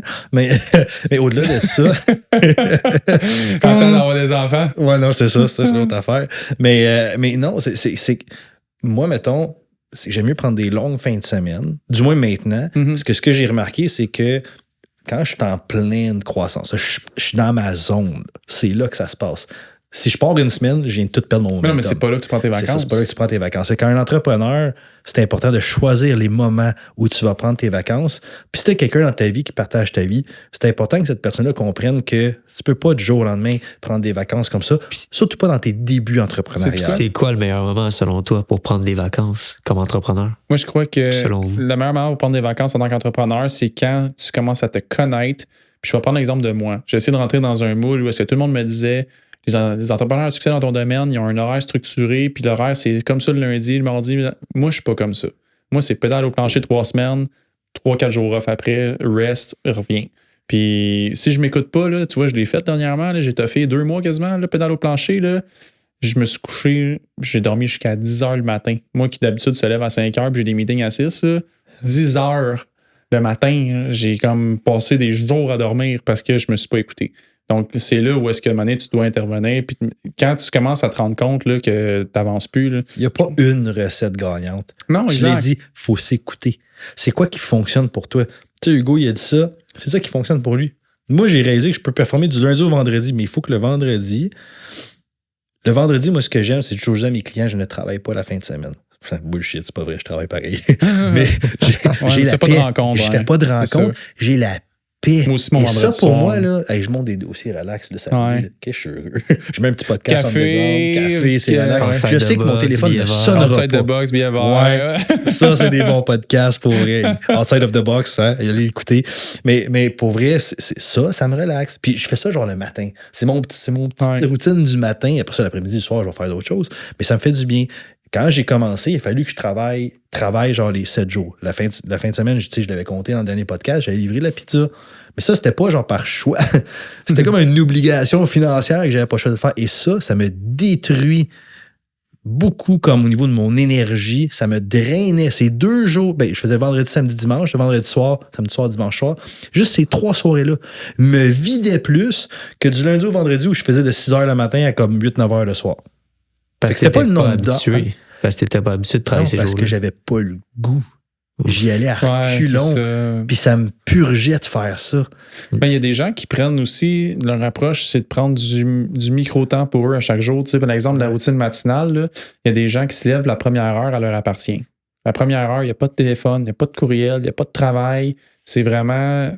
Ils se lèvent, puis c'est à leur rythme à eux. Même que j'ai vu Alex Hormozy, je sais pas quoi. Ouais, Alex Hormozy. Il disait qu'il se levait pas de cadran, puis qu'il prenait genre les 5 premières heures de la journée à lui, qu'il travaillait pas les 5 premières heures de la journée. Moi, c'est pas un modèle qui fit pour moi, mais si ça fit pour lui, le podcast quand je m'en vais, j'écoutais, il y avait le manager puis le thinker, OK? En termes de profil, mettons, d'horaire. Ouais. Le manager, c'était, dans le fond, tout cordé, là. Tu sais, c'était tout genre un rendez-vous après l'autre, 1 heure, 2 heures, 3 heures, 4 heures, 5 heures, 6 heures. Puis là, quand il arrivait à la fin de la journée, il est le cerveau brûlé, il sait plus, il a pas avancé, il y a plein de choses qui ont manqué. Puis là, t'avais le thinker, c'était un gros bloc d'horaire de, mettons, 8h30, go, pédale au plancher, on rush. Après ça, 1 heure de pause, relax. Il y en avait-tu un que c'était pédale au plancher du matin au soir, clac, clac, clac, clac, là? Moi, j'étais ça, mais j'ai appris. Hugo Labrec. Mais moi, j'ai appris que je suis capable de faire la pédale au plancher du matin au soir, puis ça, c'est ce que j'ai besoin de faire. J'aime pas ça prendre 1 heure de dîner, ça me fait chier. Mais ce que j'ai appris que j'aimais, c'est à chaque 30 minutes, je vais prendre un petit 5 minutes juste de gossage. Alors, je fais rien pendant 5 minutes. Juste le fait de décrocher, boum, je me remets dedans, je refais. Puis je prends tout le temps les petits 5 minutes comme ça, ils sont pas cordés, ils sont un peu partout. Puis ça, là, ça m'a fait un bien de fou. Là. Sais-tu qu'est-ce qui me fait du bien, moi? Genre... Je vais encore... mon immeuble il est à 2 heures de route de chez nous. OK. Puis j'aime ça, aller travailler dans mon immeuble. Ça me fait du bien. J'ai un de mes amis qui rénove un de ses logements cette semaine. Là, puis j'ai dit, t'as-tu besoin d'aide? Je vais venir avec toi. J'aime faire de la construction. Tu sais, ça me fait sortir de mon cadre de bureaucratie. Puis ça me fait du bien. Fait que c'est du travail, mais c'est quelque chose qui me fait du bien et qui est différent. Tu le vois pas comme du travail. C'est ça, exact. Je pense que c'est ça qui me purgeait dans la fin de semaine, c'est que je voyais ça vraiment comme du travail, alors que du lundi au vendredi, c'était pas ça que je faisais. Mais c'est ça m'amène justement à un autre point qui est la passion. Parce que tu disais que ça te drainait parce que tu faisais pas ce que tu n'aimais pas ça, travailler ces soirs-là. Mais penses-tu que la passion, ça peut être de quoi justement qui aide les gens à travailler plus? Parce que t'as pas l'impression de travailler. Tu veux que j'y aille ou tu y vas? Je suis parti sur une lancée de commencer. Un entrepreneur ne sera pas nécessairement toujours passionné. Un leader va être passionné. Pour moi, il y a une différence entre les deux. Parce que tu as des très bons entrepreneurs qui sont zéro passionnés par ce qu'ils font. Tu regardes des PDG d'entreprises qui sont pas passionnés par leur job. Mais le PDG, c'est pas l'entrepreneur. Ouais, mais tu as des entrepreneurs qui sont pas nécessairement passionnés par leur projet. J'en connais, ils ont peut-être pas nécessairement des bons succès. Mais je trouve qu'un entrepreneur peut se transformer en leader T'as des entrepreneurs qui Ouais. sont. Excuse-moi, mais c'est des mardes, là. C'est des gens qui te gèrent au coup de suivre, zéro passionnés par leur job. On va prendre, mettons, des gars de la construction, une grosse entreprise de construction, ils n'ont rien à chier, sont écœurés, ils traitent leurs clients comme de la merde, puis leurs employés comme de la merde, j'en ai connu, là. Puis tu regardes ce gars-là, clairement, il n'est pas passionné par ce qu'il fait. Aussi, il est passionné, ça paraît plus pantoute. Fait que c'est pour ça que j'ai beaucoup associé à un moment donné dans la vie la passion avec le leadership. Puis c'est pas Ouais. tous les entrepreneurs qui sont capables de faire preuve de leadership. Ouais. Toi, Hugo, t'en Non, penses quoi de la toi? passion?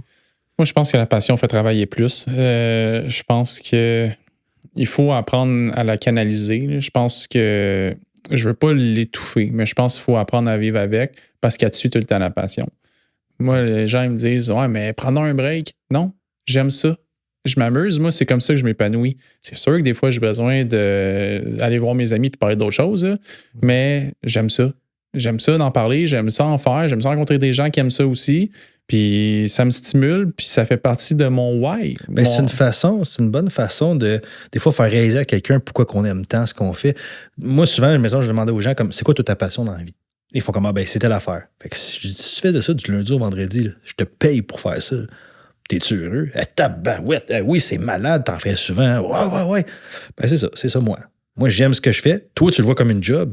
Fait que, tu sais, des fois, là, c'est qu'on a notre perception à nous. Puis moi, je trouve que dans la vie, on devrait être capable de, des fois, se mettre à la place de l'autre. Puis, ou des fois, de juste se dire, peut-être que cette personne-là n'a pas eu le même vécu que nous.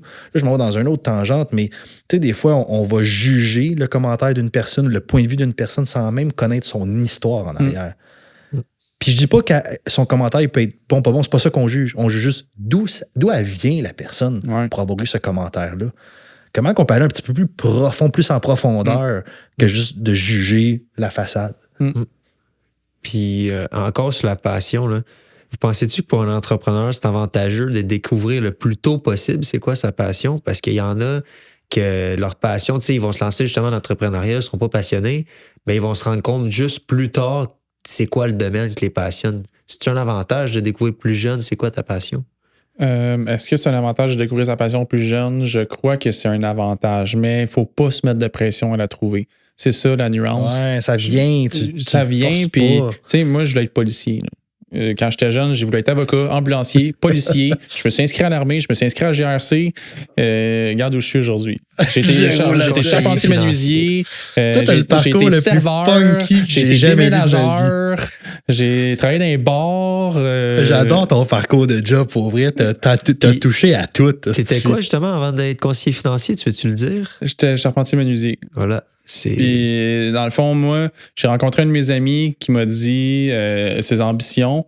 J'ai ri de lui. Le lendemain, j'ai compté ça au gars à la job. On riait de lui aussi parce qu'on trouvait que ses rêves étaient démesurés. Puis moi, j'y avais dit mot pour mot, moi, je voudrais être un chargé de projet. Je voudrais pas être à la tête d'une entreprise. Je voudrais vraiment juste faire mes affaires puis m'en aller le soir. Je voudrais contribuer à l'entreprise, mais je voudrais pas avoir toute la responsabilité. Look at me now. T'es là, t'es rendu là. Fait que, tu sais, c'est drôle parce que des fois, je suis comme, je vais arrêter de parler parce que je deviens toujours qu'est-ce que je dis que je vais pas faire. On apprend, tu sais, quand je disais tantôt, tu sais, la plupart de l'âge, normalement, des gens à succès dans l'entrepreneuriat, c'est genre dans la quarantaine, dans mon temps. C'est justement parce que, oui, tu peux avoir du succès très jeune. Ça se peut. Mais, tu sais, tantôt, tu me parlais de moi, mettons, j'ai eu plein d'échecs, j'ai appris de ça. Mais tout au courant de tes années, t'apprends de ces échecs-là. Fait qu'il y en a qui vont scorer la Ligue nationale à 18 ans. Il n'y en a pas une tonne, mais il y en a. Fait que, tu sais, ta passion, quand tu dis de pas te prendre, de pas te mettre de pression, ben, pour moi, je la trouve importante, celle-là, de juste suivre le chemin. Ce qui importe, c'est le process, c'est pas nécessairement la destination. Ah ouais. C'est une belle phrase, ça. Ah ouais. Sur mon mur, là, ceux qui font des rencontres avec moi quand je suis à la maison, là, c'est écrit en arrière de moi process over profit.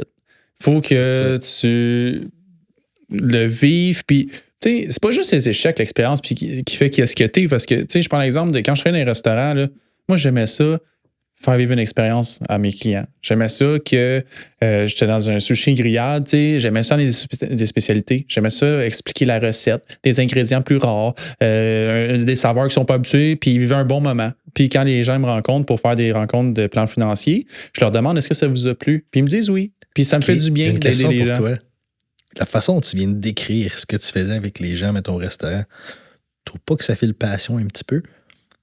Ouais, mais j'ai voulu ouvrir des restaurants aussi quand j'étais plus jeune. Mais tu trouves pas que Parce qu'on se reflète beaucoup sur quelque chose. Peu importe les jobs que j'ai eus, moi, un peu comme je pense comme toi, j'ai toujours voulu donner mon meilleur aux clients. De toujours être. Je suis passionné par le fait de rendre les gens heureux, de moi, d'apporter une plus-value, de les aider, d'aider les gens. Je suis passionné par ça, l'entraide. Ça fait drôle à dire, mais je pense que toi aussi, t'es pas loin de là, parce que tu me dis tout le temps, comme quand je t'écoute parler, à quel point t'aimes aider les gens, t'aimes donner un coup de main. Puis là, même dans tes autres jobs, c'était aussi comme ça. Je sais pas d'où ça vient, pour vrai. Je sais pas pourquoi c'est comme ça, là, mais ça a toujours été comme ça. Puis j'ai toujours voulu donner le meilleur de moi dans tout ce que j'ai fait. Puis je pense que c'est une recommandation que je vais donner aux gens, là, parce que je pense qu'on se vend beaucoup. Mais est-ce qu'on est vraiment conscient de ce qu'on vaut? Tu sais, quand on se présente quelque part, là, on demande. Zéro. On demande ça, là, mais on vaut tout ça. Là. Ben, à l'inverse, je vais donner un exemple. Moi, je pense que je vaux ça, puis peut-être j'en vois un peu plus, puis t'es des fois là pour me ramener. Je fais pareil, moi aussi. Mais je peux comprendre dans les que ça va être peut-être l'inverse. Là. Je donne l'exemple quand je travaillais au McDo, là, quand j'avais 15-16 ans, là, peu importe l'âge que j'avais, là, c'était un restaurant de restauration rapide. Moi, j'étais vite en tabarnak. Là. Genre, moi, ma game, là, c'était de sortir. Là. Je me souviens, là, un de mes bons coups, là, j'étais avec mon cousin. Là, on avait eu 18 cheese doubles. C'était genre une équipe de soccer qui venait d'arriver. Là, puis j'avais dit, attache ta tuque, on y va, man. On les avait sortis, là. Clac, clac, clac, clac, clac. Puis tu vois, ça, c'est des petits moments de fierté, par exemple, qui me donnaient de la confiance en moi en me disant, je suis capable. Try me, là, let's go, je suis capable. Fait que, tu sais, le but, c'était d'avoir un restaurant à service rapide. J'étais rapide. Puis si j'étais. Tu donnais ton 400%. Ouais, puis si j'étais dans le restaurant où j'étais serveur, ma job, c'est de faire vivre une bonne expérience aux clients parce que tu types ton serveur sur l'expérience que tu as eue. Puis j'étais allé au CAG dernièrement avec des amis, là, puis je l'ai gâté parce que, maudit que j'ai eu un bon moment. Moi, j'aime la cuisine, je cuisine bien. Puis si je vais au resto, là, c'est mieux d'être bon, puis c'est mieux de pas avoir de faire des commentaires. Je dis la même affaire que toi. Ça a besoin de deliver, là. Mais quand ça deliver, je le fais ressentir parce que j'ai vécu une bonne expérience. Je sais pas si t'es comme moi, là, mais t'as-tu tendance à, un peu comme toi, j'adore cuisiner, je pense que je me débrouille très très bien aussi, mais quand je vais au restaurant, j'essaie toujours de trouver des affaires que je cuisine pas, que je me ferais pas chez nous, ou que c'est des ingrédients que clairement je tiendrais pas dans. Oui, c'est clair, là, la morue, ça sent 2 jours de temps à la maison, là, c'est sûr que je vais la prendre au restaurant. Je trouve ça le fun. Ben oui, ça te permet de goûter à des choses. J'irai pas me chercher un filet mignon, capable de me le faire chez nous. Là. C'est ça. Un jour, je vais te vendre. Moi, je boycotte le lucide à cause de ça. Hein. Je devrais pas, là, parce que les fruits de mer là, sont vraiment bons, là, mais j'avais pris un tomahawk au lucide, là, puis au prix qu'il m'a coûté, là, en fin de semaine, au Super C, il y en avait un à 35$. Hey, je vais te faire les meilleurs tomahawks sous vide, t'auras jamais goûté de ta vie. Je vais te challenger là-dessus. Non. Hey, je sais pas une personne avec du beurre et du romarin, puis du barbecue à la fin. Il finit comme ça, là. Mais il y a toute une technique là-dedans. On va te convertir un jour. Ouais, je suis pas sous vide encore. On va changer de sujet carrément. On va passer, puis on achève aussi, je pense. On va passer de Tomahawk à Kanye West. OK. Ouais. Fait que ça fait pas mal un gros gap, mais c'est pour vous parler d'une publicité qu'il a faite au Super Bowl. Vous avez-tu vu? Ouais. Moi, je l'ai pas vu. C'est quoi sa publicité? Kanye West qui a fait une pub? Ouais. J'ai pas écouté le Super Bowl. Sorry, je travaillais, je livrais de la pizza. Son concept, en gros, il s'est filmé avec son iPhone dans son char. Okay. Puis, en gros, il a dit d'aller sur son site qui est Yeezy quelque chose pour justement sa compagnie de vêtements. Puis, il s'est juste filmé avec son téléphone. Puis, ça lui a coûté 7 millions juste poster la vidéo qu'il a prise à son téléphone au Super Bowl. Savez-vous combien ça y a ramené, ça? C'est quasiment le double, je pense. 20 millions. Plus que le double en vente. Sauf, là, dans les chiffres que tu as sortis, on parle de 7 millions. Il a pris combien de temps à filmer ça? Il l'a peut-être pas édité, blablabla. Mais combien. Il a fait un selfie, là. Ouais. Mais là, on prend ça, tu te dis, wow, c'est winner. Mais toi, puis moi, demain, on va faire ça. On ne pogne pas de même, là. On s'attend pendant combien d'années il a investi? Puis combien d'argent qu'il a investi dans son brand, Kanye West, pour en arriver à là? Fait que là, tout ce qu'on voit, c'est le résultat final. Mais tous les derniers 10 ans, 15 ans qu'il a travaillé pour monter ça, sa renommée, sa musique, créer ce brand-là, qui aujourd'hui lui permet de faire un fucking petit selfie, payer 7 millions pour le mettre au Super Bowl devant tout le monde, puis faire autant de ventes. Il a eu beaucoup d'argent là, investi là-dedans. C'est comme des gars comme Cristiano Ronaldo qui doit charger 10 millions pour faire un post Instagram. Je suis d'accord avec vous. Puis j'ai envie de prendre aussi un autre tangente par rapport à ça. C'est que je crois better done than perfect aussi. Je pense que je m'inclus là-dedans. Moi, je veux faire des vidéos. Là. Je veux que la caméra soit bonne. Je veux que le son soit bon. Merci Sylvain. Merci à tous ceux qui m'accompagnent dans mon travail. Merci Propagande pour mon podcast Outside the Box. Mais je regarde, mettons, une page sur TikTok, puis je pense que je l'ai envoyé cette semaine, puis je vais faire une mention spéciale positive à, je pense que c'est Alpin Gauthier, avocat, où est-ce que Oui, c'est vrai, tu m'as envoyé ça. elle est présente, puis elle en fait des selfies, puis elle en fait des vidéos où est-ce qu'elle se filme, mais c'est quoi? C'est une avocate qui donne du contenu, puis elle aide les gens, puis elle a bâti une communauté en faisant des selfies forte sans communauté, montage puis sans tabarouette. editing. Fait qu'au final, je pense qu'il a passé à l'action, better done than perfect. C'est sûr qu'il y a un brand, il y a une réputation, puis c'est Kanye West, tu sais. Mais là, c'était surtout d'expliquer que les chiffres, le 7 millions à 20 millions, toi de même, tu mets 7 millions, tu n'auras peut-être potentiellement pas le même résultat. Non. Parce que personne ne va faire c'est qui c'est Hugo. Non, tu sais. mais il l'a fait. Il est passé à l'action, puis Oui. il a passé le message qu'il avait à faire sans se compliquer le trajet pour le faire. Comme pourquoi mon exemple de Alpin Gauthier avocat, où est-ce qu'elle a des conseils à donner, puis elle a de la valeur à partager. Elle se fait pas chier avec le montage, puis la qualité de la vidéo, puis elle se demander, genre, c'est-tu correct, ça, c'est-tu correct. Elle livre la marchandise, puis elle a bâti sa communauté. Puis je pense qu'elle a comme 35 000 followers, quelque chose comme ça. Là. Non, elle était pas plus haute que ça. Ben, encore mieux. J'avais pas vu genre 90 000. Encore mieux. Peut-être que je me trompe. Mais je suis complètement d'accord avec toi. Puis, tu sais, même moi, il faut que je travaille là-dessus parce que j'aimerais ça continuer à faire des vidéos. Puis, je suis comme. Je voulais pas détruire le branding que j'avais fait avec, avec l'agence à cette époque-là. Puis, j'étais comme, peut-être que finalement, il faudrait que je recommence à faire du contenu. Parce que mon but à la base de tout ça, c'était juste de redonner. Ben, puis ouais, parce que ça fait longtemps, moi, je voulais en faire des vidéos où est-ce que c'est plus concret, où est-ce que je donne plus de conseils qui vont aider les gens, parce que je pense que le podcast, c'est différent. Je pense que c'est une autre approche, puis c'est une autre identité, puis c'est un autre but. Je voulais faire des vidéos plus concrètes, puis je les fais pas parce que moi, je veux ma qualité visuelle, puis je veux ma qualité sonore, mais dans le fond, tout ce temps-là que j'attends là, à me demander comment je vais le faire, là, ben, j'en donne pas de conseils, puis j'en donne pas de valeur pendant ce temps-là. Dans ce temps-là, il faut t'appeler Sylvain de Créatif, je pense, c'est ça? Le gars de la vidéo, je pense, sur Instagram. Le gars des vidéos, c'est quoi exactement là, ton nom déjà? Le gars de la vidéo. J'arrête pas de dire le gars des vidéos, le gars de la vidéo. Ouais, on va le taguer dans la vidéo. Ouais, c'est ça. Ouais. Puis les gars, si vous aviez un entrepreneur que vous recommandez à un autre entrepreneur de suivre au Québec, ça serait qui? C'est l'entrepreneur, là, le meilleur. Mais le meilleur selon nous. En termes de création de contenu, je parle. Ah, de création de contenu? Ouais, c'est ça. Ben, l'entrepreneur à suivre au Québec, là. Moi, j'en ai parlé au dernier épisode. Là, attends, moi, il y a une double question là-dedans. Ouais, vas-y. Parce que moi, je vois ça comme une double question dans le sens, est-ce que tu parles de l'entrepreneur qu'on trouve qui fait le meilleur type de contenu ou l'entrepreneur qui apporte le plus de valeur, peu importe que ce soit des réseaux ou pas?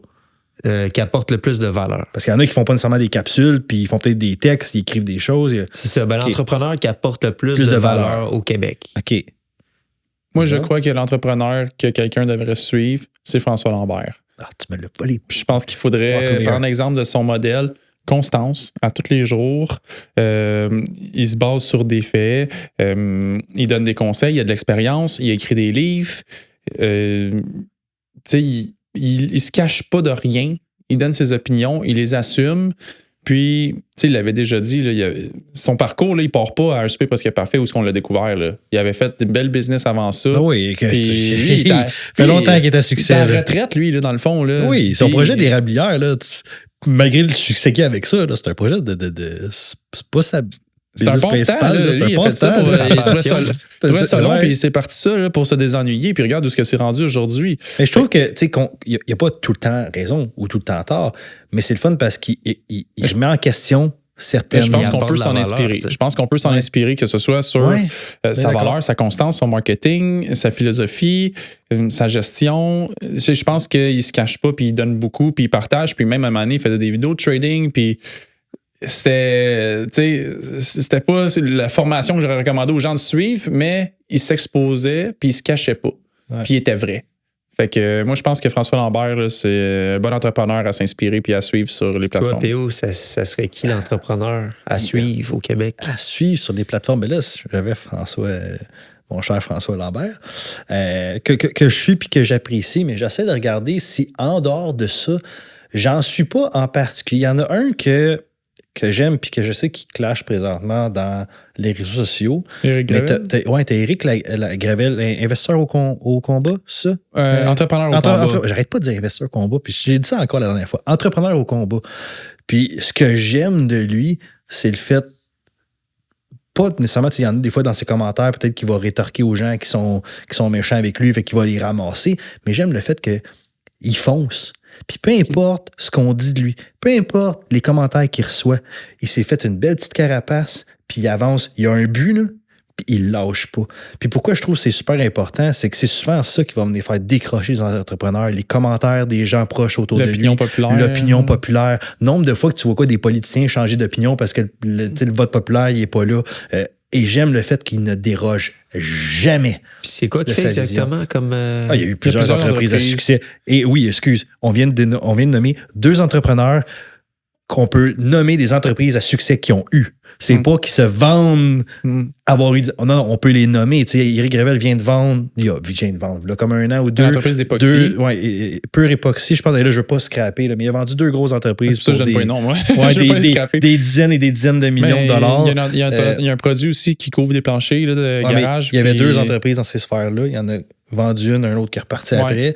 Mais il a vendu ça pour plusieurs dizaines de millions de dollars. Il fait des formations maintenant aussi. Il fait des formations. Il a parti 2 autres entreprises. Il y a Trax quelque chose. Il y a l'époxy encore. La plateforme pour le courtage immobilier. Yubi, je pense. Yubi. Vers juillet, je pense qu'il disait. Bref, clairement, je trouve que ça peut être une source d'inspiration. Moi, je le vois comme une source d'inspiration. Pour vrai, c'est 2 entrepreneurs que j'aime pour différentes opinions. Ouais. OK. Puis un autre sujet, carrément, on va parler de réseautage. Okay. Parce que tout entrepreneur, je pense, vous me le direz, à quel point c'est important le réseautage. Selon vous, c'est-tu obligatoire pour un entrepreneur? Puis quand on dit réseautage, c'est aller dans des événements. C'est pas juste aller dans des événements, mais rencontrer des gens puis connecter avec des gens avec comme but en arrière de peut-être potentiellement devenir soit partenaire ou des liens d'affaires, dans le fond. À quel point c'est obligatoire, selon vous, de réseauter puis de connecter avec des gens qui pourraient vous amener de la business? Je trouve qu'on y accorde bien trop d'importance au réseautage. OK? Le mot réseautage, je vais te donner un exemple. Pour moi, du réseautage, tu peux le faire pas juste dans des événements. Du réseautage, pour moi, ça se fait dans la vie de tous les jours. Ça se fait, exemple, moi qui appelle des partenaires potentiels pour aller dîner, faire de quoi. Mais c'est parce que 3/4 du temps, je vois les gens aller dans des événements puis je fais des emails parce que c'est des événements de réseautage. Il n'y a aucun réseautage qui se fait là-dedans. Le monde, ils font juste surfer en surface. Ils font juste jaser, mais il n'y a personne qui prend action. Fait que dans le fond, à quoi ça a servi? Le nombre d'entreprises que j'ai vues... C'est pas le réseautage en tant que tel, c'est le monde qui prend pas action, dans le fond. Donc, non, mais c'est pour ça que j'ai dit...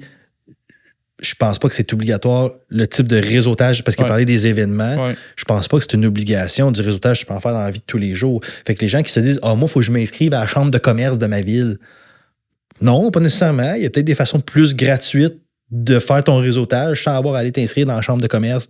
C'est ça, c'était le point qui disait que les gens se sentent obligés de faire ça. Je pense pas que c'est une obligation d'aller dans des événements de réseautage. Je pense qu'il y a d'autres façons de faire son réseautage. C'était plus ça que je voulais dire. Oui, mais je suis d'accord avec toi aussi. Sur ce point de vue-là, je crois pas que c'est obligatoire de faire du réseautage, mais moi, je crois beaucoup que your network is your net worth. Oui. Puis, sans aller dans des événements, moi, j'aime ça aller dans des événements là, parce que moi, avant, en tout cas, plus, j'accumulais les cartes d'affaires, là, puis j'en ai trollé, puis je les appelle, moi, les gens. Hein? Je pense que t'étais loin de ton micro. T'es loin de mon micro? Non? Ouais. Ben, moi, je les rappelle, les gens. Puis j'ai commandé des événements pour avoir la liste des invités, puis les rappeler après, puis prendre rendez-vous avec eux. Puis j'ai trouvé ça super simple parce que tu connectes facilement avec les gens, c'est un point en commun. Fait que ma porte d'entrée, c'était « Hey, salut, mon nom c'est Hugo, on était à tel événement ensemble. Je pense pas qu'on a pris le temps de se connaître. On pourrait-tu prendre 20 minutes cette semaine? T'es-tu disponible? » Ça marchait bien? Ben ouais! En même temps, toi à la place, toi tu te fais dire ça. Ah, moi, c'est oui direct. Puis, tu sais, souvent, les gens qui sont dans des soirées de réseautage, ils ont l'entreprise, ils vont là pour offrir leur service. Sauf qu'ils sont gênés. Donc, ce qu'il fait, il arrive là-bas, il connecte avec quelqu'un qu'il connaît déjà, il va jaser avec pour s'asseoir avec. C'est ça, je pense, l'erreur que les gens font dans les soirées de réseautage. C'est ça. C'est pour ça que j'aime pas les soirées de réseautage en général, parce que je me dis, tu vas te ramasser avec plein de gens comme ça, gênés. Puis souvent, je vais dire mon opinion, là, j'ai généralisé les soirées de réseautage. Mais il y en a beaucoup que c'est exemple... Tu sais, des soirées de réseautage entrepreneuriales, go for it. c'est tous des entrepreneurs, c'est le fun. Oui, mais il y a beaucoup de soirées de réseautage où ça va être, exemple, des grandes entreprises qui vont envoyer un de leurs employés là-bas. Mais ça, c'est plus des dîners-conférences. Ouais, c'est plus des... mais dans les chambres de commerce, il y a du mix de tout ça. Ouais. Je trouve que dans les chambres de commerce, j'aime pas bien les chambres de commerce parce que je trouve que c'est beaucoup, on essaie de te vendre, te pousser dans le fond de ta gorge les produits de tout le monde, puis il y a personne qui est là pour s'écouter. Écouter l'autre, apprendre, être curieux. Puis à un moment donné, ben, moi, personnellement, j'ai fini par m'écœurer avec le temps de ce type de réseautage-là. Mais il y en a d'autres qui sont intéressants. Tout est allé à l'événement Elevate, je pense. Elevate. Ouais. Ça a l'air que c'était super intéressant. Ouais, T'as bien apprécié ça, t'as adoré. J'ai adoré. Puis, est-ce que t'as trouvé que c'était un événement de réseautage qui t'a apporté une plus-value? Moi, j'ai pris des notes sur les conférences, puis j'ai l'intention d'appliquer ce que j'ai pris comme notes aux conférences. Donc, ça m'a apporté de la valeur par rapport à mes skills, mes croyances, puis d'écouter des gens qui ont réussi. Par exemple, Tatiana Londono qui a fait une conférence sur les réseaux sociaux. Je pense qu'elle a des millions de followers là, sur TikTok, sur Instagram. Je pense qu'elle sait de quoi qu'elle parle. Puis son approche, moi, je suis quelqu'un que si tu me shakes pas, je t'écoute pas. Si t'es doux avec moi, je t'entends pas. C'est plate, mais je suis comme ça, je suis tête de cochon, puis si tu me pognes pas genre 2 minutes, fait que elle, son message, il me rentrait dedans, fait que j'ai pris des notes, j'ai pris des photos, pendant les pauses, j'ai été discuter avec des gens. C'est sûr que c'est plus facile de commencer avec des gens que je connais, mais eux connaissent des gens que je connais pas. Qu'une fois que je suis avec eux, puis qu'ils parlent à quelqu'un qui connaît que je connais pas, hey, salut, en passant, moi c'est Hugo, qu'est-ce que tu fais toi? Puis ça part comme ça. Ah, tu me donnes ton numéro, t'as-tu LinkedIn, t'as-tu Facebook, on connecte-tu? On est souvent son plus grand ennemi, hein, sa plus grande barrière. Tu sais, quand on se dit, ah non, je peux pas l'approcher, mais là, tu sais, elle va être gênée, non, mais elle ne voudra pas me parler, comme, hey, il n'y a rien de ça qui est vrai, là. Tant que tu ne l'as pas essayé. Moi, j'ai demandé à des gens que je respecte beaucoup s'ils seraient intéressés à venir sur mon podcast pour partager leurs connaissances entrepreneuriales pour Outside the Box. Puis, ils ont été super gentils avec moi, super accessibles. Ils m'ont dit de leur écrire pour qu'on puisse organiser ça. Si j'avais pas été à l'événement, là, sûrement que j'aurais pas eu le guts de leur écrire direct de même out of nowhere. Mais là, ils ont été capables de voir. Parce que, tu sais. T'as cassé la glace. Ben oui, puis, sais-tu quoi? Tu sais, c'est con, là, parce qu'il y a un trend, là, je sais pas pourquoi, là, mais il y a un trend sur la grandeur depuis une couple d'années. Là, je sais pas pourquoi le monde parle d'être grand ou d'être petit, là, mais. Ah ouais, OK. Ça a l'air que je suis pas la même personne en Zoom ou en vrai. Ça a l'air moi, je me suis fait dire ça. Le monde ne s'attend pas que je sois grand de même. Puis. Moi, je me suis fait dire, sûrement pour toi aussi, mais, tu sais, des fois, tu te fais dire comme, tu sais, je m'attendais pas à ça. Non, c'est ça. À quoi? Tu vois juste le haut de la tête, la face. T'es quand même grand, t'as une ça laisse bonne compte de la posture. prestance. Puis tu vois, d'y aller en personne dans un événement comme ça, ben ça permet aux gens de découvrir vraiment plus qui est-ce que t'es. Parce que t'es vrai, puis t'es en live, t'es là. Dis-le que te chauffe un peu, t'as enlevé ta chemise, t'as montré tes abs. Non, mes abs sont cachés dans du poêle. Je suis un papa, moi. Non, mais moi, je trouve que ça vaut la peine là, de se mettre à l'eau un petit peu, puis d'y aller, puis de s'assumer, se faire confiance, puis de briser la glace, d'aller parler avec les gens. C'est pas le réseautage, c'est de passer à l'action. C'est ça. Fait que quelqu'un qui hésite justement à aller dans un événement ou aller parler à quelqu'un. Vas-y, quelqu'un que tu connais au pire. Allez-y à deux, puis trouve des événements où il va vraiment avoir une plus-value.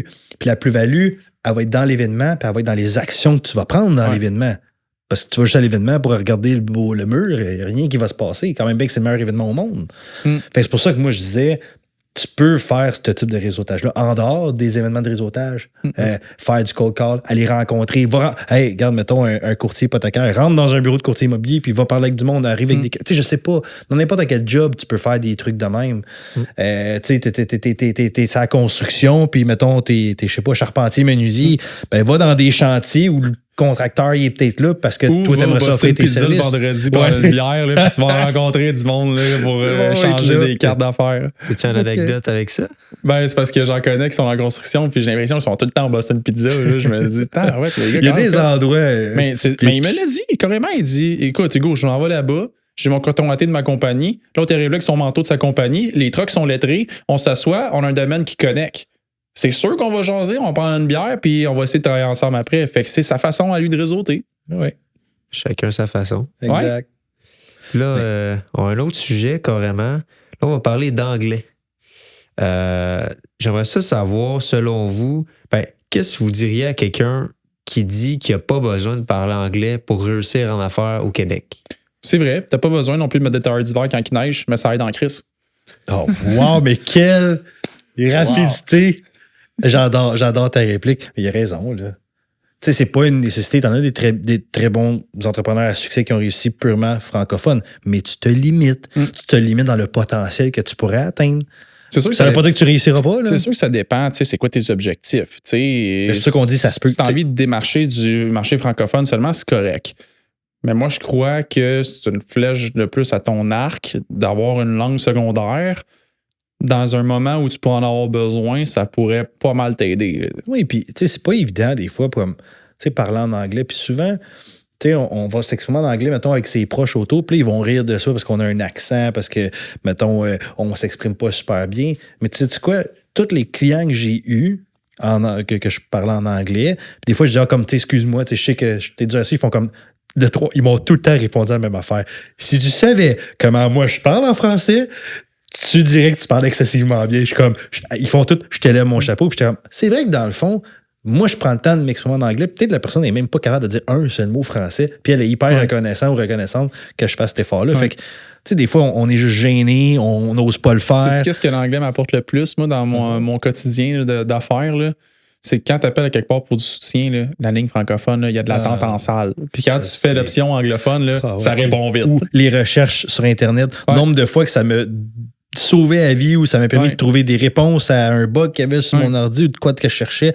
Tu sais, je veux dire, on s'entend que l'anglais, c'est une langue qui est pas mal universelle à travers la planète. Fait que c'est sûr que tu vas avoir accès à beaucoup plus de choses, beaucoup plus d'informations, à un plus grand Puis marché potentiel. Il y a tellement d'immigration au Canada, là, de plus en plus de gens qui viennent ici qui sont super bons. Là. On parle de médecins, de pharmaciens, de professionnels qui maîtrisent pas bien le français parce que c'est une langue tellement difficile à apprendre. Puis même nous, on la maîtrise langue pas. La plus difficile à apprendre. C'était pas le coréen ou quelque chose comme ça? Ben, mettons, c'est dans le top 5. Là, dans le top 5. C'est tellement difficile. Là. On fait devoir mon fils, là, puis il y a tellement de temps de verbes. Là, on s'en souvient même pas. Juste le masculin et le féminin. Je pense pas que c'est obligatoire. Mais je crois que tu mets les chances de ton bord pas à peu près. Ça ouvre tes horizons, veux pas, tu sais. Oui. Puis est-ce que le français va être encore présent dans 10-15 ans? T'as-tu envie d'être là longtemps en affaires? Je pense que oui, parce que tu regardes les langues, ça a perdu le temps comme ça n'a pas de sens. Oui, ben. Je veux dire, la France disparaîtra pas du jour au lendemain. Non. Mais je suis d'accord avec toi que tu peux juste t'aider en apprenant une autre langue. Moi, je te dis que. Tu voudrais être trilingue. Go for it. Ça peut juste t'aider. Tu sais, comme. Plus tu as de langue, plus tu as un public cible. J'avais entendu quelqu'un justement dire de quoi là-dessus qui disait qu'apprendre des langues, c'était avantageux parce que ça te permettait de rencontrer d'autres mondes. Ouais. Comme par exemple, je sais pas, tu apprends l'espagnol, puis tu rencontres un Espagnol dans un aéroport qui est habillé en soute. Puis tu te mets à y parler en espagnol ou t'as un lien qui se crée tout de suite. Ça se crée tout de suite. Ouais, c'est clair. Parce que la personne d'un, elle s'entendrait jamais à s'en parler, mettons, par toi en espagnol. Fait que déjà, wow, elle est surpris. Puis c'est toujours, tu sais, quand tu t'exprimes en anglais, puis quand tu t'exprimes, mettons, en ta langue maternelle, c'est jamais pareil. Tu sais, s'exprimer en sa langue maternelle, tu as des formulations qui vont être différentes, tu te sens des fois plus aisé. Il y en a qui sont parfaits bilingues, puis tant mieux, là, je lève mon chapeau. Mais tout ça pour dire que quand tu approches quelqu'un dans sa langue maternelle, il y a comme un peu une flatterie là-dedans. Il y a un petit sentiment de réconfort pour la personne de dire comment, wow, c'est une marque de respect aussi, je pense. En tout cas, quand je vois quelque part, maintenant, c'est toujours bonjour, hi. Puis si je vois que la personne est le plus à l'aise, à un moment donné, je dis, regarde, c'est beau, là.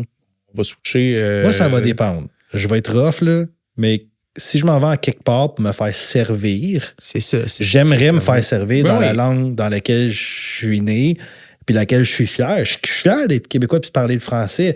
Fait que quand je m'en vais au restaurant, je m'attends pas à ce que la personne soit parfaitement francophone. Non, mais moi aussi, j'attends jusqu'à moi à se faire des efforts. Là, mais j'en ai eu, puis j'ai pas apprécié ça quand la personne continue à me parler en anglais alors que je suis en français. Puis dans la vie de tous les jours, je m'en fous. J'ai des discussions franglais avec des gens. Non, mais ça va les deux bords. Lui aussi doit faire l'effort. C'est ça. Je veux au moins qu'elle fasse l'effort. Je suis pas anti-franco, là, mais je parle des deux côtés. Il faut qu'il fasse l'effort l'autre côté. Et inversement, comme vous qui donnez des services, ben, les clients s'attendent aussi à ce que vous fassiez l'effort des serveurs d'anglais s'ils sont anglophones. Ouais. Exact. Puis je le fais. Puis moi, j'en ai qui sont bilingues. Là, puis même si on fait la rencontre en français, j'envoie ses contrats en anglais. C'est sa langue maternelle. Ça doit être flatteur aussi. Ben, il apprécie ça, c'est sûr. J'ai une cliente qui est parfaitement bilingue, puis moi, je veux pratiquer mon anglais, là, j'aime ça. Là, puis, je sais que si je le pratique pas assez, je le perds facilement. Fait que je me force, j'y réponds en texte en anglais. J'essaie de parler en anglais quand j'y parle. C'est sûr que des fois, quand le sujet est peut-être un petit peu trop compliqué, là, vu que je sais qu'elle parle le français, je vais changer dans ma langue maternelle.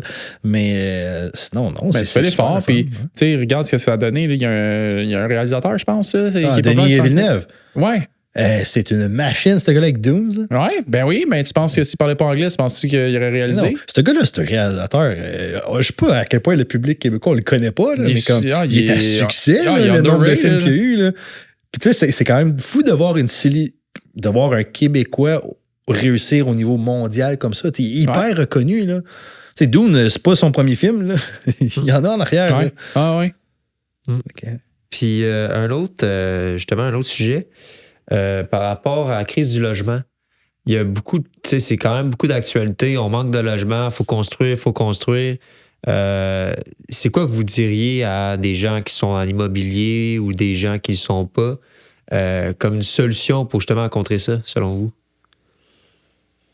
C'est sûr que pour contrer la crise du logement, là, il y a une question d'offre et la demande aussi. Là, dans n'importe quoi, je crois qu'en ce moment, il y a une demande très élevée. Je pense que c'était un sujet de discussion aussi entre le gouvernement provincial et fédéral par rapport aux discussions de l'immigration, que là, il y a beaucoup de gens qui rentrent puis ça prend des places pour les loger. Maintenant, on peut... Je vais te challenger sur quelque chose. Moi, il y a déjà quelqu'un qui m'a dit, quand tu veux trouver la source du problème, tu pars d'en haut, puis là, tu décortiques. Si on part d'en haut, trop de gens qui arrivent. OK, fine, trop de gens qui arrivent. Fait que c'est quoi le deuxième problème? Ah, ben, on n'a pas assez de logements. OK, mais on n'a pas assez de logements. Pourquoi on n'en construit pas plus? OK, ben, il y a en masse de contracteurs qui veulent construire plus de projets. OK, ben, pourquoi que ça se passe pas? Oh, c'est dur d'avoir des permis dans les villes. OK, pourquoi c'est dur d'aller avoir des permis dans les villes? Oh, parce que réglementation, service lent, pas assez d'employés. Fait qu'à un moment donné, quand tu décortiques ça, puis je sais que je peux être trop des fois en disant comme ça revient aux villes, au bas. Fait, j'aurais dû en faire, mais en beaucoup plus long. Là, fait que ça, mais c'est décortiquer ça de même. Fait que le problème, quand les contracteurs ou les promoteurs immobiliers ils chialent sur le fait que c'est impossible d'avoir des permis, ça prend 2 ans, ça prend 1 an, ça n'a pas de bon sens. Ben Christy, c'est ça la réalité. Le problème, oui, les coûts des matériaux est élevé. Oui, les taux d'intérêt sont élevés. Mais quand un projet, en plus, le promoteur doit calculer que son projet va peut-être être sur la glace pendant 2 ans, c'est-à-dire qu'il faut qu'il ajoute le terrain, il a mis de l'argent sur le terrain, ça lui coûte de quoi le fait qu'il ne se développe pas? Ben c'est souvent ce coût-là qui va faire buster tout ça. Puis le fait aussi que souvent, il ne sait pas quand est-ce qu'il va l'avoir, son permis. Fait qu'à un moment donné, là, comme c'est à ce niveau-là qu'il faudrait que ça débloque. On manque pas de terrain, on manque pas d'emplacement. Ça, et le fait que, et là, c'est dur à dire, parce que c'est vrai qu'il y a des fois des projets que c'était bon de les bloquer, mais quand que la ville va toujours aller demander l'opinion de la population, puis on s'entend qu'en ce moment, c'est qui de la population qui donne beaucoup ses avis? Ça va être les personnes un peu plus âgées qui sont habituées d'avoir un grand terrain derrière eux, vaste, qui n'a rien pantoute, puis là, de voir un building qui se construit, ils sont pas contents parce que ça vient gâcher leur vie, leur vue, pas leur vie, leur vue. Mais le problème, c'est que c'est la réalité. On est rendu là. On a besoin de logement. Je sais que c'est triste. Tu étais contente d'avoir ta maison, mais là, comme regarde autour, là, il n'y en a plus beaucoup de terrains vagues, vastes. Moi, je pense qu'on devrait autoriser la hauteur.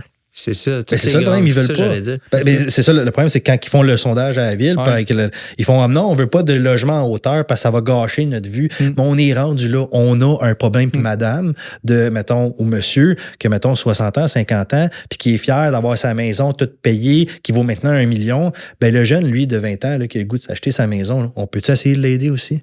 On peut-tu essayer de donner un coup de main? Puis ça veut dire construire plus de logements, puis commencer un peu désaturer le marché, là. C'est ça, comme toutes les grosses villes, quand on regarde ça, ils se construisent beaucoup en hauteur. Pourtant, à Montréal, il y a quelques places au centre-ville qui a des hauts édifices, mais à part ça, il y en a pas. Puis quand c'est des gros édifices à Montréal, ça te coûte 1 million l'unité, là, pas plus avantagé. Ce qu'on a besoin, c'est plus de logements abordables. Pas à 800 000. On a un problème en ce moment de coût. Fait qu'il faut y aller avec quelque chose d'abordable. Mais... Je finirai avec un autre sujet par rapport encore à l'AI. Il y a des nouveaux AI qui sortent que ça a été, mettons, texte. Après ça, tu répondais avec du texte. Maintenant, on a du texte qui répond avec des images. On est capable de créer des images juste en écrivant, par exemple, je sais pas, conseiller financier sur une moto. On va avoir une image carrément claire. Puis là, on est rendu avec texte vidéo même. Fait qu'on est capable de créer carrément des vidéos avec des AI. Puis j'ai même justement assisté à une conférence l'autre jour C'est une fille de l'AMF, si je me trompe pas, elle est quand même très haut placée. Puis elle disait, allez voir sur ma page LinkedIn, j'ai une vidéo qui annonce les dernières réglementations de l'AMF. Puis vous allez voir sur la vidéo, ben c'est pas moi. C'est carrément un deepfake, c'est un AI. Puis pourtant, j'ai été voir la vidéo, là, puis jamais j'aurais pu croire que c'est un AI. C'est capotant, pareil. C'est quoi l'application? Non, mais c'est capotant. Puis ta question, c'était... C'est fou. Ben, c'est justement, qu'est-ce que vous en pensez de ça? Parce que, tu sais, il peut y avoir des fraudes avec ça. Là. J'ai entendu des gens, des vrais cas au Québec, de gens qui se sont fait avoir avec des Norman deepfakes. Brathwaite, l'histoire de Norman Brathwaite, là, avec l'application, là. Il y a plein de monde qui m'ont appelé me demander mon opinion là-dessus. C'est quoi? Dans le fond, ils ont copié le site de la presse, mais quelqu'un qui s'y connaît en cyberfraude le sait que c'est pas la presse.